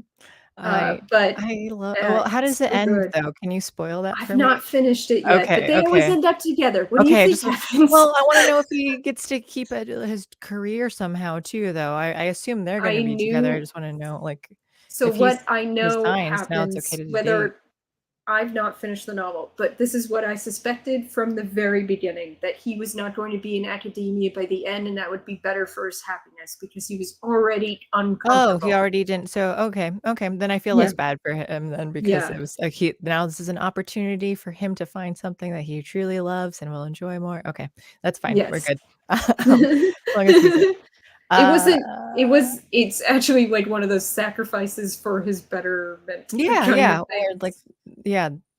blessing in disguise, silver lining thing. Yeah. What is a nerdy physique? Well, earlier I had I need to bring up that too. Comparing Matthew Gray Gubler, who plays Dr. Spencer Reed from Criminal Minds, Jack Quaid, who plays Huey from The Boys. He was also the thing that really got me starting to love him more. Like, I liked him in The Boys, but after watching Scream 5, I don't know what, but like, he played this awkward nerd, and then spoiler alert, he ended up being one of the killers. But just like, I don't know, some of the delivery, like where the main girl, I forget her name, but like, she's going around like she has a gun, and so she's like shooting into the room. She's like, come on out, like, so then I don't, but she's like shooting in there, but like come out with your hands up, because anyone who doesn't want to be shot. And so then she shoots through the door, and he like yells because he gets shot in the leg, and then she's like, why didn't you come out? And he's like, I'm not gonna come out, you're fucking shooting everything. And so then, like, yeah, like, that's a good point. But then, like, also he was the bad guy. But so that Richard Ayoade from IT Crowd, I still don't know the guy's name. He played Carter in Happy Death Day, but like the tall, skinny nerds, that is nerdy physique to me. The kind that I like, at least. Jack Quaid, though, I just found out it used to do sketch comedy on YouTube with people. And so I found that channel, and then that just made me love him more. And then I realized he's been in at least one or two scenes of Auntie Donna's Big Ol' House of Fun on Netflix, which is like one of my favorite sketch comedy groups now, sketch shows, because it's absurdist. So it's like a lot of like silly things, and they do what I love. Like, you have this whatever sketch is going on, and then toward the end they just like veer off into like just some random direct, like oh, like where did that come from? But like now that's part of the scene, like, and that's kind of how they like help end the scene, is just like taking it into where, and like that's just kind of like my writing too. So super love that. And I need to watch more of Jack Quaid. What are they called? Sasquatch Squad or something with Sasquatch was the name. So I need to go through. They haven't posted in like 8 years, but I'm going to go back and watch their old sketches then. He was good in Blade Runner. When I read that earlier, I thought it said Bladder Runner. So they're talking about Gosling. Yeah, I have not watched Blade Runner though. I don't like Blade Runner 2049. I don't like it. Really? It's boring. It's so boring. And Kay like how instead of being an investigator, he is a copy of the script, so that he knows exactly where to look to find the clue he needs to move to the next plot point. It's really poorly done. Okay, yeah, I don't know anything about Blade Runner. Never gotten into it at all. Video game companies figured out a long time ago that women pick the pretty female characters and not the ugly ones. They have hard data about that. Yes. Yep. And then that's similar to like, wanting to watch stuff too. Like, people like to watch pretty people, and it's but like all guys choose the hot buff dude for their, unless they're Call Me Kevin and trying to freak people out with their monstrous creations for their YouTube views. But like most guys choose the buff, handsome man in video games too. So it's not Like everybody when they're in fantasy is trying to be attractive. Like duh. Mhm. Yeah, It's yeah, human like, that's nature. what they do. Also just to go back to where else up here? Um, we were talking about spoof when you're the Lost City, like, it was they it it was a sincere film that they did really silly, but, like, they weren't, like, spoofing the whole thing as if, like, they took themselves seriously and did it really funny, but Yeah, I wouldn't it's say that it like was, like it's more like they took the elements from an action adventure film and showed how they would be funny because the fact that realism would not would matched up. would would not match It's not as with the romantic as, like, you would think that in the action romance things. Yeah, yeah, and yeah. and it's funny because you get to see, like, the realistic, like, "Oh, like, this isn't as beautiful and as you would expect." Mhm. It's Uh, like realism is awkward and silly and people make fun of each other in real life, and that's essentially what the movie is doing. yeah. Uh Oh, there it is. What chat is she reading? I was mostly reading Rumble, and so if you have been Wednesday streams are only on Rumble because that's more political and stuff. Although we ride that line on here too. So the cock stream, yeah, we did go into that conversation for a while. Oh, well, that's funny, cock stream. Beverly, I just remembered I saw a video that I think you'll like. It's weird and there's cute ducks and cute music. Okay, that does sound like something I would like. The Kaiju Jam. What is Kaiju means like monster or something, doesn't it? Yeah, it does. Kaiju Jam. Okay. I have that up. Godzilla reacts to the Kaiju Jam, or is it just Kaiju? Kaiju Duck Jam. Am I supposed to be watching a reaction video or Kaiju Duck Jam? No, I see when I looked up Kaiju Duck Jam, then the Kaiju Jam came up. So I have that up. I will watch that. Regarding Alex's point about teacher-student romance, modern women have Schrodinger's agency. Yeah. I thought that was pretty poignant because it's Yeah. true. Yes. They have agency and have no agency depending on the viewer. Kitty, yes, Corey is here. Hello, Corey. He knows his name. It's only 2 minutes. Okay, is that the right one? Is this the right one here? I've got 2 things. So we have Alex is getting sleepy, so we'll watch that, and then Chris had sent a thing too, so we'll wrap up with those. Okay. Let me do Chris first then. Is this on the right thing? I don't wanna share it and then accidentally have the wrong. Oops, I just opened up a spreadsheet. How did I do that? I'm boomerang over here. So many cats. Okay, so I can do this, but I can't do it without play full screen. Is this showing? Yes. Okay.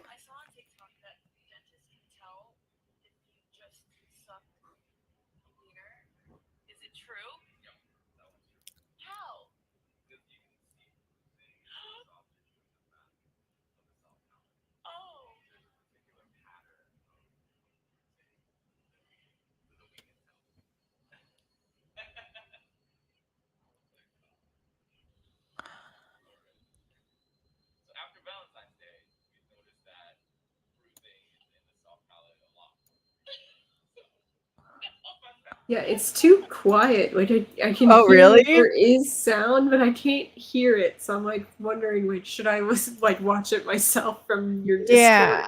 Yeah. So it's not playing. Okay, hang on. Jason, It's playing the sound. It's just it's too quiet. It's and way it's too as loud as it can be on there too. Um, he only sent an embedded video, so I don't know how to find it through. You just send a link, Jason. But essentially, if you couldn't hear it, he was saying that you can tell. They can tell via bruises and stuff in the esophagus whether someone has given a blowjob recently. Oh my god. Um, So yeah, Chris, if you have a link to that, we can like listen to the actual thing because I couldn't play it. I thought it was working earlier when I played it through. It's Okay, no, it's playing the sound. It's just way too really quiet. quiet is the Yeah, I can't problem. turn it. You're sending the link. Will that play only in Discord? No, it's making me download it again. And I think when I tried playing the downloaded video, it wasn't playing loudly either, right? That's why I was No, trying it to do wasn't. Discord. So I can't have the embedded video. I need like the actual link to TikTok to play it. But yeah, essentially he was just saying that like, yeah, you could tell. And then after Valentine's Day, they've noticed like an uptick in seeing like the bruising and stuff there. Women are giving a lot of blowjobs Valentine's Day. That's Uh-huh. funny. Yeah. Our And cats want attention. I know, my gosh. Okay, well, let me play this kaiju jam and see what that's about. We'll see if Did Jason you stop? actually. I don't know. Corey keeps doing that. Like, yes, he did that yesterday and other days too, where he's just like, I'm going to climb down on your lap and then leave. Well, Missy's sitting in my lap and giving my hand a bath. All right, we've got this. Can you hear this? Yes. Hopefully this is the right one, Stevie J. Oh my god.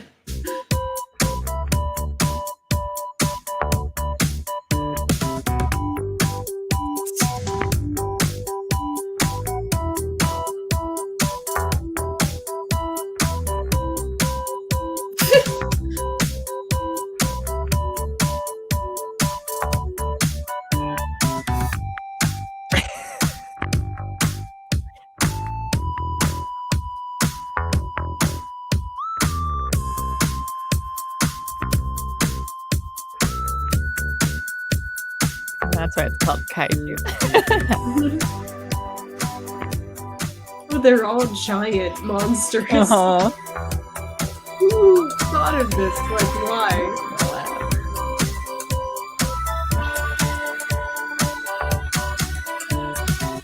Echo 1 actual, this is Charlie Squad. Perimeter is breached. Repeat, perimeter is breached. We're pinned down.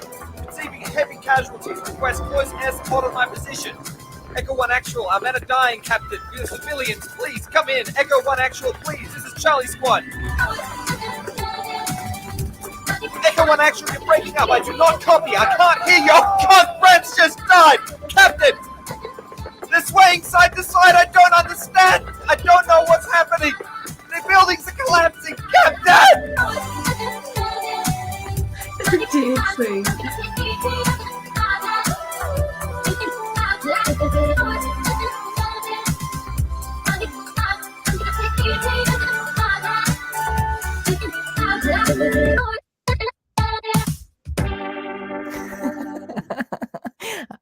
I really love that music.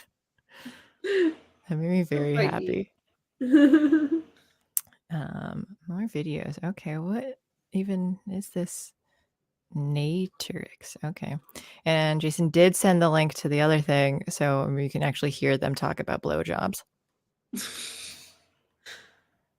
I love that. Thank you, Stevie J.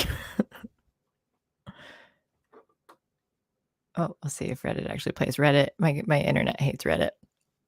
I saw on TikTok Can you hear that? Yes, that's much louder. Okay. that dentists can tell if you just sucked a wiener. Is it true? Yep, that one's true. How? Because you can see bruising in the soft tissue in the back of the soft palate. Oh. So there's a Yep. particular pattern Buffer. of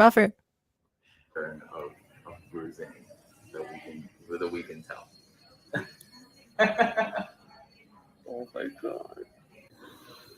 All right. So after Valentine's Day, we noticed that bruising in the soft palate a lot more frequently. So, fun facts. Yeah, so there you have it. After Valentine's Day. I'm curious how that, like, what is this relationship with her dentist that he's like, yeah, I'll talk about this for TikTok.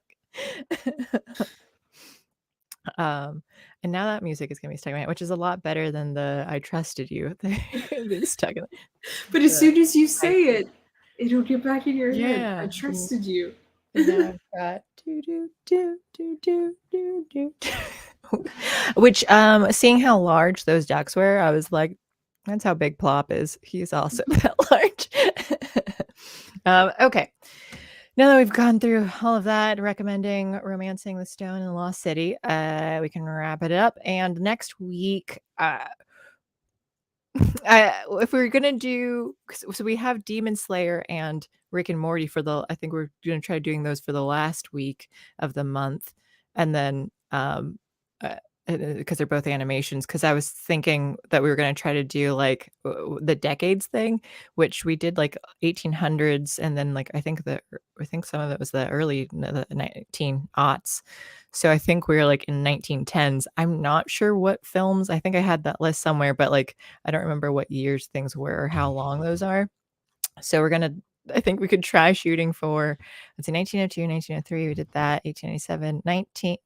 I have nothing for the 1910s. I have 1928 is the next one. So I need to find movies between 1910 and 1990. Okay, wait, let's see what IMDb says. The best Yeah. 25 best movies of the 1910s. The Birth of a Nation. That would be interesting. Oh, yeah. I think I have After Death. I've never heard of that. Intolerance. I don't know that movie either. The Cameraman's Revenge. Kitchener's Great Army in the Battle of Somme. The Dying Swan. J'accuse! I feel like I've heard people reference that before. I think so too. Behind the Screen. That's a Charlie Chaplin movie. I do like him. I do too. The Cheat is a Cecil B. DeMille movie. Broken Blossoms. Sir Arnie's Treasure. A Man There Was. True Heart Susie. Easy Street. That's another Charlie Chaplin movie. Oh, I thought Battle of the Somme was like spelled Psalm, not Somme. That's how I was like, that seems religious. Somme is a yeah, it's a place in France. The Sinking of the Lusitania. Barney Oldfield's Race for Life. When the Clouds Roll By. The Mystery of the Weeping Fish. Passion. The Doll. Hypocrites. The Poor Little Rich Girl. Frankenstein, the 1910 Frankenstein. That might be interesting. Wagon Tracks. That is interesting. Yeah. And Moonshine. I think we should do one of the Chaplin movies for certain. Yes, I agree. What's Intolerance about too? Silent film or the Birth of a Nation. Last Man After Death. What were the Chaplin ones? Behind the Screen, Easy Street.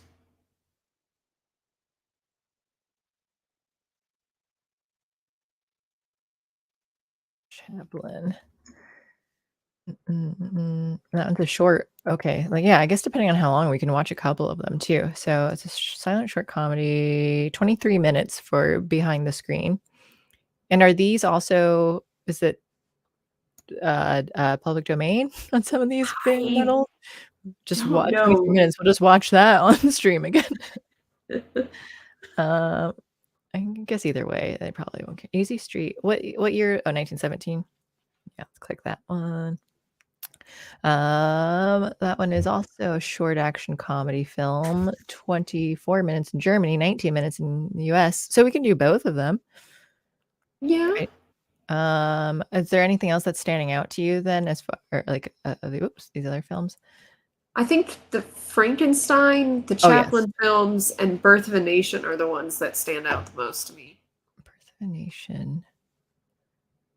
But that Birth of a Nation is that's a long film. Yeah, it's 195 minutes. Yeah. So I think I've seen it, or at least seen parts of it though too. But that is a classic. um, Birth of a Nation, The Klansman. Um, wait, a Frankenstein, 1910. I'm actually very very curious to see a 1910 1910 film of Frankenstein. Frankenstein. Yeah. Yeah, was it done as like a play and then just filmed, or? Wait, that I don't know. Because that's I'm curious about. But It's only 16 minutes long. is it really? Oh my gosh. Okay. Yeah. So we could do a few of these then, since they're so short. Yeah. Let's do Frankenstein. Let's do at least one of the Chaplin ones. Birth of a Nation. That just seems so daunting to do that. It does 130. seem daunting. My computer has 133 minutes to 193 minutes. Jesus, how is that There are possible? notes on here. Runtime depends on projection speed ranging 16 to 24 frames per second. Huh. So Okay. over 2 hours for, but wow, $100,000 and $50 to $100 million at box office. Okay, so we can consider definitely Frankenstein. I'm down to watch both Chaplin films. So Yeah. if we want to do just those three, we can say that. And we'll probably just talk a little bit about Charlie Chaplin. Yeah, he's thing. awesome. Okay, so Frankenstein, Behind the Screen, and Easy Street. Okay. Yeah. His Birth of a Nation just seems like Too long. it's like I want to, because I know that's a classic and I know I've seen parts of it at least, but I don't remember if I've seen the whole thing or if I cared to.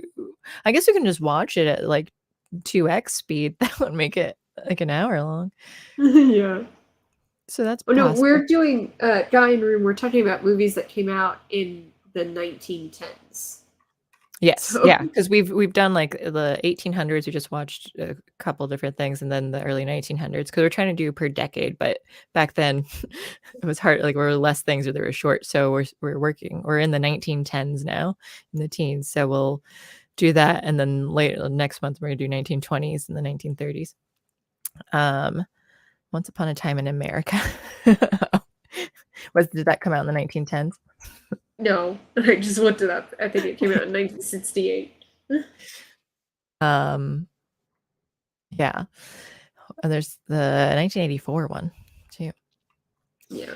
So we'll get to that later. But once sitcoms start rolling around, though, we're going to be getting to those in the decades, and I'm really looking forward to that. We're going to do Dick Van Dyke Show, I Love Lucy. I've already set my mind to some of those ones. 60s is Dick Van Dyke, I Love Lucy is 50s, though, because I was looking up and I already thought that myself, but like the staples of like sitcoms in the decades, and like those are the big ones. Is it really long? How long is it? It's Italian filmmaker? Yeah, no wonder. Oh my God, 251 minutes for the extended cut. The US released 139 minutes, but 251 for the extended cut. What? What? Okay, no thank you. Ugh. All right. Somme had 1 million casualties and it's still commemorated in the UK on one of their annual holidays. Interesting. They still thought they could overwhelm the Germans with human wave tactics, and German machine gunners became the biggest mass killers in human history. Wow. We're gonna not do that one. Frankenstein, Charlie Chaplin films. Cool. And then so we got next Wednesday for Occasional Levity. Alex will be back for that one, and then the following she's got are you gonna go and do some blowjobs and then go to the dentist for it? And then Well, now that I know that, no, I am not giving anyone a blowjob between now and when I go to my dentist on the 22nd. I'm absolutely not going to do that. I wonder how recent that, like how long that lasts for them to be able to tell. That is uncomfortable to think that. But okay, well, thank you guys for watching. Thank you, Alex. And I've been a bad influence again, but we were talking about Lost City because we were going over like line by line essentially, so we just had to cover the whole movie. But yeah, thank you guys. Today's Thursday. Have a good weekend. It's not a holiday. When are we? Oh, Valentine's Day will be after on Tuesday. So I'll wish you guys happy early Valentine's Day then. We'll be back on Wednesday.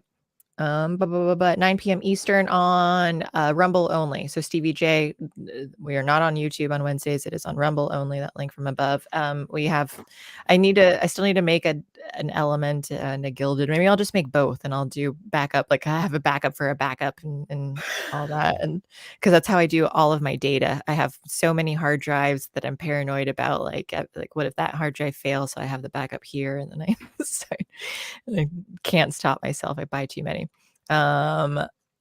I have too many notes about other things. I don't know. Or links. Okay. I think this is Alex's Stripe. It's the only tiny link that I have. The Discord that I'm using still for now until we get banned. What else? YouTube. I'll post the Rumble link as well for Stevie J. You can join on Rumble because eventually YouTube is going to ban. And I think it already hates me and I only have like 100 people. And subscribe star. Alex has her. Oh my gosh, where is it? I have your YouTube channel, but I think on this sticky notes, I don't have the Rumble one on here. I think that's on the occasional levity one, but it's Alex of all trades on Rumble, right? Yep, it is. Yeah. Okay. So Alex of all trades on there. I think that's everything. All right. Well, thank you guys. And just do a gentle one. What is that? Gentle. Blowjob. Okay. Yeah. Don't get too rough with it.